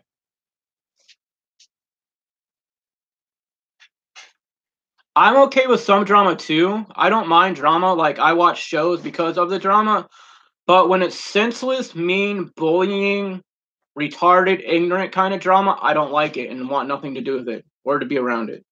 Yep. Making us a snack while you're talking. While we're talking. Yeah, I'm glad you feel comfortable opening up, Jillian. I am too. I'm glad I could help if I did. And it really is good to open up and talk about things and talk to people who understand things, because this has been a real help to me too. Yep. And thank you, Marissa, for being okay with me doing that parody. There was no way I was doing it if you said no. You know, I don't want people starting stuff or whatever. I had a blast doing it, but I cannot get your accent for nothing. And it's good that people see that we're okay with each other. Because not everybody, but a lot of people think we're so against each other. And because we had a little rift in the past or a misunderstanding, we don't like each other anymore. That's petty. That's childish. I'm like that too, Jillian. Like, I just want to get some popcorn out and just sit back and watch it. You want to watch the popcorn? The drama, hon. The drama. Pay attention. I'm just playing. I just pulled a Matthew. Here you go. Don't pull me. It hurts. Sharing is a good place. In a safe place is good, especially when you have knowledge and guidance. Like, she's got the book smarts and I've got the experience and stuff. Oh, and people had accused me of, like, oh, well, you just want Marissa to notice you. You want her to pay attention to you. Well, yeah, that's kind of what you do when you go in a room and you want to have a chat with somebody. You usually do. And they also said, well, you're just jealous because she was a star and blah, blah, blah. I'm not jealous, but I'm fascinated with it. I thought that was awesome that you were on Wife Swap. And I absolutely loved that episode. And I saw such compassion coming from you towards that little girl. And it made me cry. It literally did. It brought tears to my eyes. And I make no apology about that. I love that Wife Swap. And I love that show. So we know about not having a filter, Jillian. Mr. No Filter over here. Yeah, it almost got me in trouble earlier with that stupid dude that came in here and tried saying some stuff there about who she likes and not. I told him just go away. If you don't like it, who cares? You know, I don't have a filter. Not when it comes to stupid stuff. Yeah, I love that Wife Swap episode. Matthew saw it too. I liked it too. That was what did draw me into her room, because I was like, oh, she's a star. You know, I name dropped a little bit. I admit it. I know Marissa. She was on Wife Swap. I tell everybody that. There's this lady on YouTube. She goes by blank name, and she was on Wife Swap. And I know her. It's like a group, but unlike a 12-step group, we love you. Yeah, right. And we care. Yeah, and unlike a 12-step group, we give you advice. If you go to a 12-step group, you're not allowed to advise anybody. All you can do is say, oh, well, that's really interesting. Oh, I'm sorry that happened. We're here for you. But we can't tell you, hey, this might help, or why don't you try that? That's why I don't like 12-step groups, because I feel like they go nowhere. They just talk about the same problems every week, and they don't advise anybody. You're not allowed to advise. Oh, well, me being a life coach, I got to advise somebody something sometime. It's just how we work. Yeah, they go public. We are in a public chat room. So if you don't want it to go public, you might not want to type it or tell me to delete whatever you said. Right. Mm-hmm.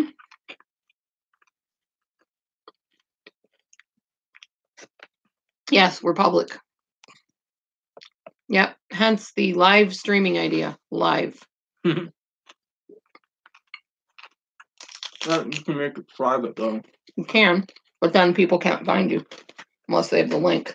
You'll be limited to how many people can come in. Yes, it's posted with video later on too. Yeah. Yeah. Mm-hmm. And the fact is, we've been told that somebody may be streaming this into their room right now, into their chat room. So it might have been public all along. Besides here. That was hours ago. Oh, hours ago. Sorry. We've been on for 3 hours. I know. Yeah, Marissa, we're in competition with you. You had a 7-hour. We might make it longer. No, we won't. No, we won't, because we got to go to a doctor appointment. That but too. I'm just playing with you. But we're seeing how easy it is to keep talking if you got people to talk to. Yeah, I never understood how you could stay like talking for this long, but apparently I had it in me this whole time. And now I'll have to watch it because he'll want to do this all the time. Because he gets something in his head and he likes it, and it's like, ooh, let's do more of it. I forget, hey, Sue, I forget too that it's like a live or something, or it's public and stuff, because we're just talking and stuff. So that's where my brain goes, you know. Mm-hmm. Oh, that's fine, Jillian. We don't care. It's all good, whatever. The more it gets streamed and taken places and copied and posted and pasted, the more people are helped. The more people know we're here. See you later, Candy. I hope you have fun vacuuming. I would vacuum if I was there. Sorry. I actually enjoy vacuuming. Bye, Candy. Whoops. Let's not throw your crap over my stuff. We're eating celery with cream cheese at the moment. A healthy snack. I gave you some, didn't I? I know. I can't really eat it, though. You couldn't eat it? You want me to chop it up in little tiny pieces? No, I'm fine. I said I don't want more. Oh, all right. I'm hungry, so it's really good food. And I found out I lost a couple inches on my waist. That so I'm was pretty sort darn of happy. nice and supportive. She's a pretty cool person. What's that? Marissa. Oh, I know. What a blessing. She's awesome. People don't know who she is. They really don't. They know the persona that's on here. I have talked to her one-on-one on the phone. She's a very decent woman. She only shows you what she thinks is entertaining and uplifting, inspiring, whatever. You don't know her private life. Mm-hmm. I don't know her private life either, but I have a little bit of a feeling that I know a little bit more. I liked talking with you too, Candy. It was pretty cool and fun. Of course, I like talking with everybody on here so far. Well, almost everybody. And one thing people hopefully can realize is that Marissa and I are life coaches. Dana is also in the psychology field. When you are studied in psychology, you've gone to college and whatever, you see through people. You see disorders in people. You see the problems they have without them even saying anything. So we can pretty much read people is what I'm saying. So we know if we meet somebody and they seem off, we know that. When I met Marissa, I knew she was showy and histrionic and fun-loving and whatever, but I got to know her a little bit better by talking to her one-on-one and doing that collab. And she's a blast. She's fun. I know, different. Lisa, right? But the last 3 days, it's been like this, and it keeps getting longer and stinking longer. Yeah, Matthew's doing great today. And it all happened because there was some stupid person in here talking about my past and saying crap about me. And people spoke up and said how good of a person I was. And then they told me a bunch of other nice stuff. So I started believing in all the hype and everything and how nice people were. So thank you, Jill. Now I'm on here. Was that Jillian that said that? Lisa did. No, before. Oh, thank you, Sue. Yeah, Sue. Sorry, I had to go up the comments to see who said what. Yeah, I'm pretty happy that I lost a little bit of weight. My belly is getting a little flatter. I think it's from the belly dancing. So thanks for inspiring me to keep on dancing, guys. Ladies.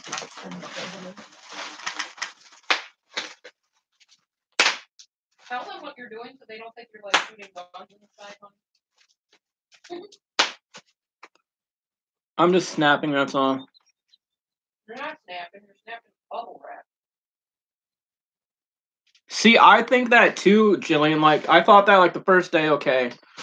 All right, so I talked everything through. I'm not going to have anything to say. And then I talked for like an hour yesterday, and now I've talked for like 2 or 3 hours today. There's just so much life. Like, I'm 35 years old, so I got 35 years worth of stuff to talk about.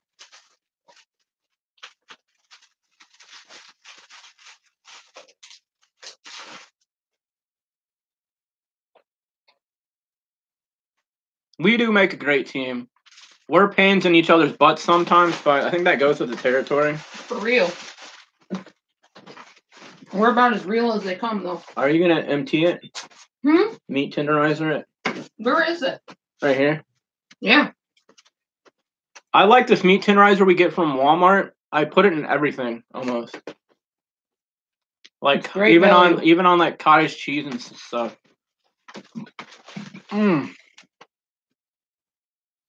Ew, Kitty threw up. I bet it was TD. He probably ate too fast. Lisa said she likes when you do the belly dancing because she does it at home and like exercises and stuff. Cool. It is a lot of fun. It makes your heart beat, makes you pant really hard for breath, make you run out of breath. That's how I am, dude. For real, Jillian, like, once I start, I can't stop, but it's hard to get me to start usually. It's gotta be your idea or you won't start it at the point.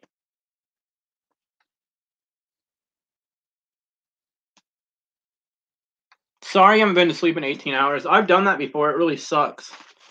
Like, been up for, 18 hours. Been up for like 3 or 4 days straight. It's not fun.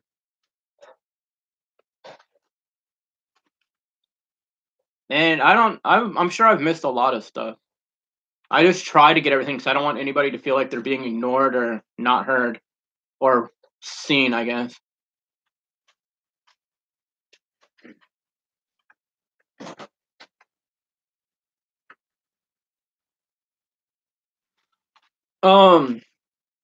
First answer, Lisa.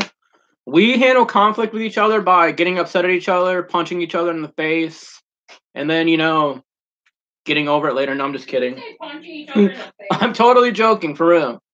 No, we talk about it, and like she'll get upset or I'll get upset because it's hard for us to listen to each other sometimes. But by the end of the conversation, we will always come back and we will always understand each other better than we did when we started. We're really good at communicating and talking through things. You always have been. And I usually don't open up this much either. I don't know why. But like I said, it's just I feel comfortable with you guys. And you've made this a safe place for me while we were trying to make it a safe place for everybody else.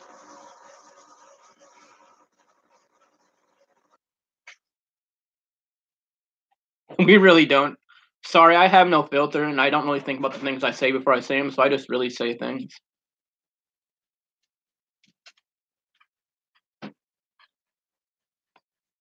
"24 hours being awake, it sucks, but dude, once you hit like one point, it's easier to not sleep than it is to sleep."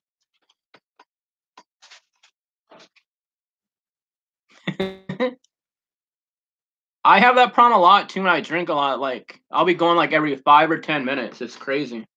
When I drink like a lot of coffee and stuff to stay awake. And certain caffeines work for me. Like coffee will not give me energy. It'll calm me and actually make me sleepy. But like energy drinks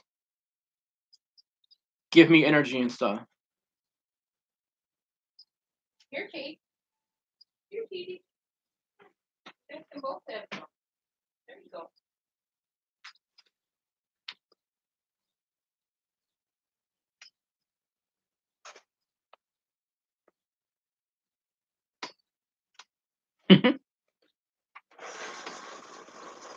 Yeah, I don't have a filter. I really don't. And that's one of the things I was afraid of being on here because I don't want to offend anybody. I didn't want to get her in trouble or whatever. But I mean, when people come on here and try to tell her or question her about why she likes somebody or why she watches somebody. If you don't like something about somebody, then don't go to their channel, right? Don't bother them. Just go do you. So why waste your time on somebody that you don't like? And don't tell me who to like. Right, and don't tell us who to like or or her who to like. I mean, you can tell me who to like if you want. I'm a big girl. I'll listen, I promise. I'll like who you want me to like and not like who you want me to like. I know, Jillian. Go to different channels. I mean, that's a lot easier and time consuming and less exhausting than going to a channel asking somebody why they like somebody or why you do this or blah blah blah and wah. Right, what's the purpose? And then try to tell me that it's her conversation or and call me bro and stuff like that. No. I got a name, use it. And try to get me to not like somebody. You're not going to do that. You don't know me. I'm not talking to y'all, but people that come in. So Soul Sister says she doesn't have a filter either. Yeah. You don't know. I know she does. That's doesn't. What she was saying. Yeah. You don't know me if you think you can come into my channel or even up to me in person. And tell me who I can like and who I can't and why I shouldn't. He loves that top of that thing, man. I am going to form my own opinion about people. I'm very opinionated, so I have no trouble forming an opinion about anything. I'm somewhat opinionated too, but I try to see past it sometimes. See, that's the way I am, Jillian. That's what I was just trying to actually say. I try to, Jillian. I can't always do it, but yeah, I tried. I try to be nice. He's nicer than I am most of the time. Sometimes. Like, I wasn't nicer earlier than she was. I just straight up told him to go somewhere else. I was about to. I was about to if they kept up. That's one thing people don't like about me. Another reason why I was afraid to be on here, because I'm not going to be fake. I'm not going to tell you something to... Not going to tell you what you want to hear. Feelings. Right. I mean, I don't do it with her. I sure not ain't going to do it with somebody on here. No offense to anybody on here. I'm going to tell you what I think, and whether it's upsetting to you or not, it's just how it is.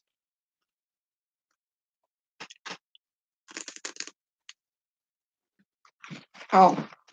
You gave her a wrench? I didn't give her a wrench. Dude, okay, hang on. Okay. I'll unwrench you. There you go. I'm sorry. Right, you can't make everyone like you. And you can't make anybody like or dislike another person either. That's all about their choice. Right, and that's what I've been trying to say, man. Why go into somebody's room if you don't like them or you care about who they like? If you don't like who they like, then you don't like them. Right, and it's not like you're limited on spaces to be on YouTube. You have the entire internet in any kind of topic you want to type in.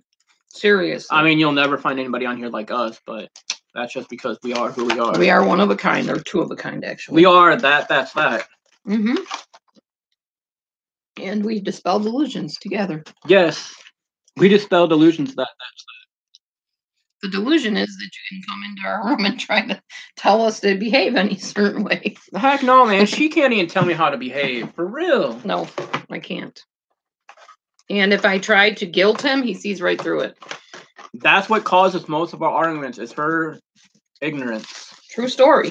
Because remember, what you do for somebody that is neurotypical, where you might say to your husband, honey, you said you were going to take the garbage out 3 days ago. I'm kind of a little sick of having to do everything and then myself. My response is, why not do it yourself then? Why wait 3 days? And my response would be, because it's your job. And you would say, well, if it's my job, then I would have did it. Implying that it's really not my job. But you didn't do it. That was the point of the conversation. Right, but that's what I was just saying. I am implying sneakily that it's not my job. If it's my job, I would do it. So therefore, I don't think it's my job. So therefore, you can do it instead of waiting 3 days. See, we have fun conversations. Dee, the songs you sang the other day were good songs, and you did a great job singing. Thank you. So, you remember the video or the live I did? I ended up having to delete it because there was stuff in it that could get me into some hot water in certain areas. Yeah. I'm going to be doing more singing videos, but I've got to find a way to make the music clearer, because I listened to myself yesterday on my tablet with the music are on here with the music playing from my tablet, and it was real staticky, and you couldn't. It would fade in and fade out. There's got to be a better way to do the background Right, music. I agree, Lisa. I'm going to be doing some songs from, or at least one song from, what's it called? Why can't I remember the name of the thing about the circus? The Greatest Showman? Greatest Showman, yeah. I'm going to be doing that and a couple other songs. I love musicals, so. I really enjoy her singing, but sometimes when she tries to sing something, she gets on screechy. I don't like it. It gives me a headache. Yeah, I deleted the video accidentally. I meant to put it in private. Neurotypical, sorry for interrupting, it's just another word for normal. It's the scientific word for normal. That means your brain works in the typical patterned way that a person without brain damage would be thinking. He has brain damage, so to speak. Right? Isn't that basically what it is? There's parts of your brain that are damaged? Yeah. Oh, okay. I'm glad you were able to stay as long as you have, because I remember you saying something about that earlier. Yeah, you were going to leave earlier, Jillian. Thanks for hanging. And I was really sad, but then I didn't have to be sad, so now I have to be sad again. We are Jillian's shameless addiction, honey. Just playing. Oh, okay. So, are you sending it here or on Facebook or what? Back. By the way, Sue, if you know who Bama Mama is, will you please get a hold of her and tell her to come in here? Because this room was set up to talk to her, not just for that. That was pretty good, the song she sang back in the day when everybody was mad at her for doing what she did. Yeah. Yeah, it was my gentle way of trying to approach her. And I know I normally don't say something about people on here, but dude, she's trying, okay? A is trying, or whatever her name is now. She's trying to be better. She's trying to get away from what she did before. For whatever reason, she did it. I've done a lot of stupid things in my life, but I was able to overcome them and change. I mean, maybe that's why I have more for her or understanding for her than a lot of people do. And that's all I'm going to say about anybody on here.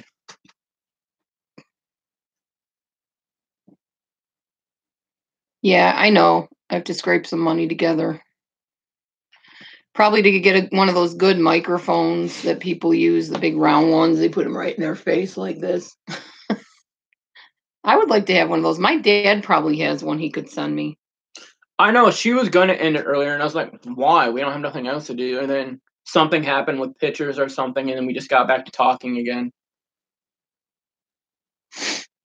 I mean, I even stopped playing video games and stuff for you people, so you should feel special and loved. Just like you spelled it, but there's a space. Bama Mama. B-A-M-A space M-A-M-A. That's how it's spelled. I'd have to have better bandwidth. Well, we're at almost the highest internet we can have, so. We are at the highest. We're at the highest? Yeah. Okay, well, we're at the highest internet we can have then. So that wouldn't make a deal. Yeah, I don't just stop playing video games for anybody. Make a difference. So in case you hear a popping noise, this is bubble wrap that I grabbed from work because she loves bubble wrap, and I get it for her birthday and stuff sometimes when I can't get her anything else because she loves popping it and stuff. But I've gotten to like popping it, and I figure it's better to use it for something like that instead of throwing it away.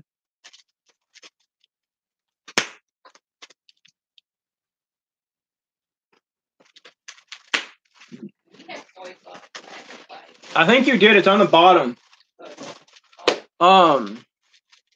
Sue can't find her, and she's using a laptop with not dedicated graphics or sound card, I don't think. Oh. Of course, I don't know exactly what those things are. Yeah, this is the big bubble stuff they use in like boxes, like factories and stuff. It's really loud. Like if you step over it, it sounds like a shotgun or something. I've scared her a couple times with it.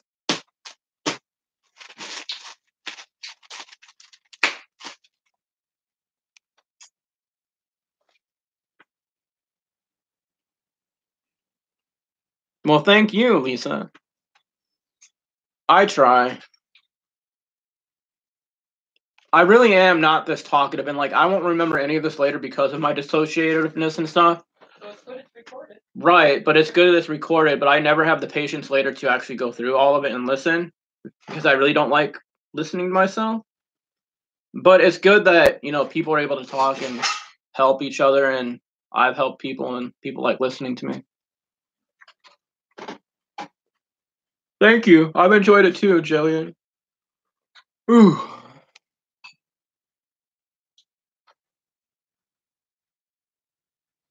It is therapeutic. I don't know if they do, KK. All we have is tablets and laptops.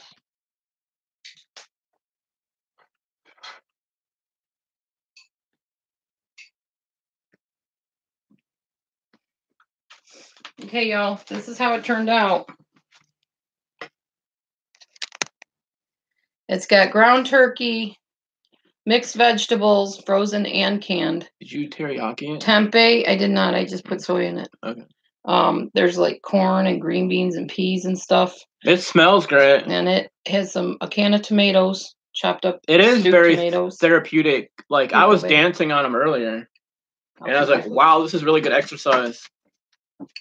I'll be back with mine so you don't have to eat it.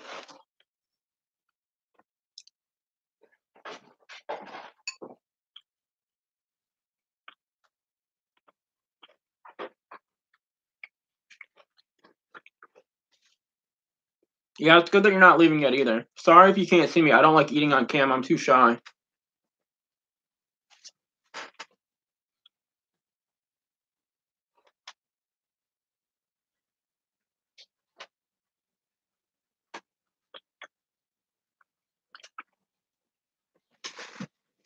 Well, I think she's getting on along later to do belly dancing or singing or something, and I might jump on later with her. So our viewers and our thumbs up are the same. Our viewers are slowly going down, honey. Now it's back up. Huh? Viewers and thumbs up are different. I know, I'm just saying. Because I have a math mind, they're the same. I wanted to say something if I could. No, you can't. It's in my room. Whatever.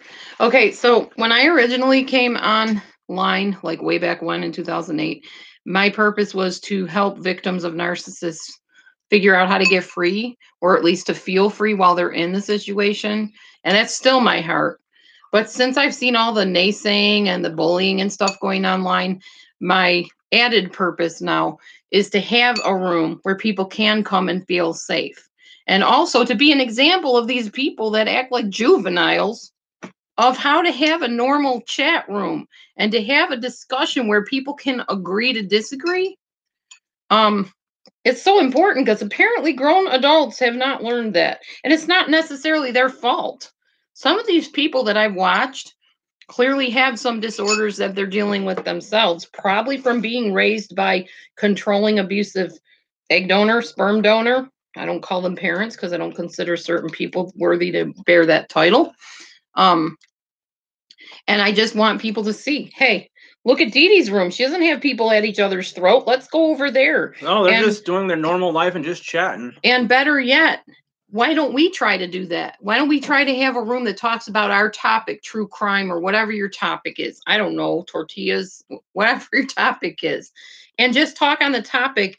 And if somebody comes in and says, well, blank you, I don't like this person. Why are you even allowing them in your room? They can just simply say, we're talking about this topic. If you don't want to talk about this topic, that's fine, but we're going to not let you come in here and disrupt things. You will have your comment deleted and you'll be put in a timeout. Because if they're going to act like children, little spoiled, angry, temperamental children, then treat them that way. That's the point I'm at now, because there's no reason we should not, as adults, be able to sit and talk. I don't care where you come from. We all share the same world. We all use the potty. We all eat food. We all do things in normal human ways. There's no reason we can't get along in some way, shape, or form.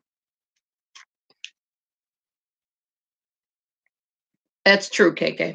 That does make it more difficult. Yeah, you have a point. And another difference is those channels have a specific thing. we're really literally just in here just talking about whatever, you know? These foods have ridiculous calories? Not really. It's just stir fry. Mostly vegetables and meat. There's no I mean there's a little bit of soybean in it, which I don't usually put in my stir fry, but I thought I'd try it just for something different. But it's a little spicy. There's not there's no, I won't say there's no carbs because there's carbs, but there's not bread in it, there's not pasta in it, there's not even quinoa in it this time. And also I intermittent fast, so I don't eat until 11 o'clock and then I stop eating at 7. So I get all of my calories in 8 hours, and the rest of the time, for the most part, 16 hours, I don't eat anything. That's why I eat what I want when it comes time to eat, because I only have 8 hours to eat it. And it seems to be working, so. But yeah, if you're eating 3 full meals a day, and this is one of your meals, there are ridiculous amounts of calories. You're right about that.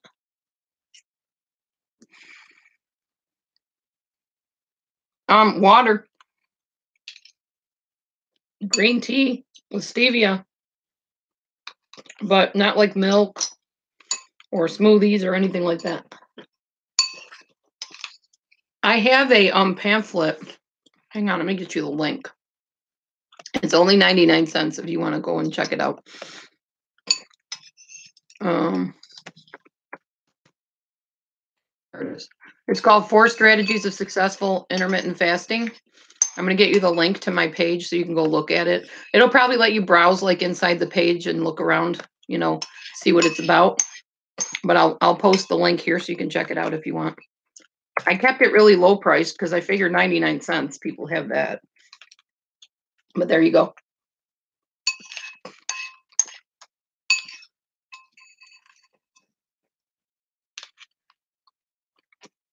I have another pamphlet about narcissism on there, and I also have an e-course on narcissism.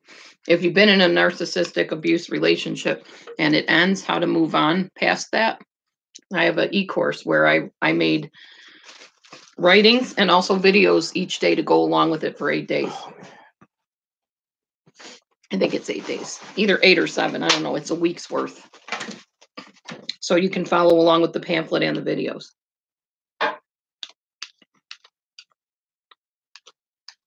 I actually had a lady who did it and speaks very highly of the course. So apparently it was helpful, which is good. Makes me happy.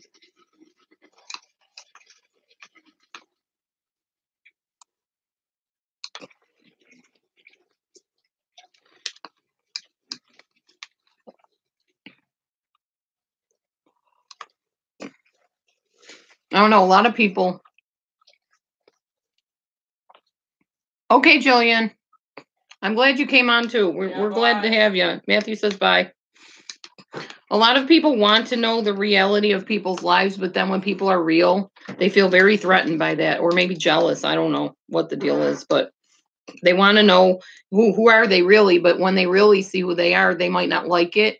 It might not fit in with their status quo. It might not match up with who they are, and it's uncomfortable for them. I am who I am. Take it or leave it. You know, it's how it is.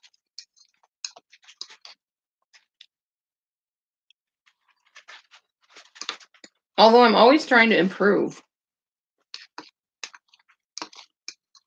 It's not like I'm not open to making changes. If somebody says, hey, maybe you should try this or whatever, I'm open to that. If it's something I think will benefit my life, but I reserve the right to choose if I'm going to do that thing that they suggest. Our room's dwindling, honey. We're down to 9. Do you want to close? Down to what? We're down to 9. It's almost time to go to 11 now. Yeah, we need to write down my sugars and stuff too. Yeah, we need to go write down his blood glucose for the doctor and stuff. And okay, I'll read your Facebook message, Sue. Thanks. I think we're going to close down. It has been a pleasure hanging out with all of you guys. We'll probably be on later tonight. She'll I be don't on know what time. for but sure. Yeah. Probably about 7 or 6-ish. 7 probably because we eat, and I like to eat without being on here. I like supper is usually our time with just each other. Oh, you're welcome, Lisa. Thank you. Yeah, thank you again for everybody for being supportive and nice and, you know, lying to me about me being cool and everything. I pray to God that I'm just sitting thinking this in the kitchen a minute ago. As long as we're on here, I hope to God this room goes exactly like it did today, with everybody getting along, sharing information, agreeing to disagree, sharing their lives. That is what life should be about. In my ideal utopic society, that is how I'm it would sorry, be. KK. Oh, yeah, you can watch the replay. It was interesting, Sue.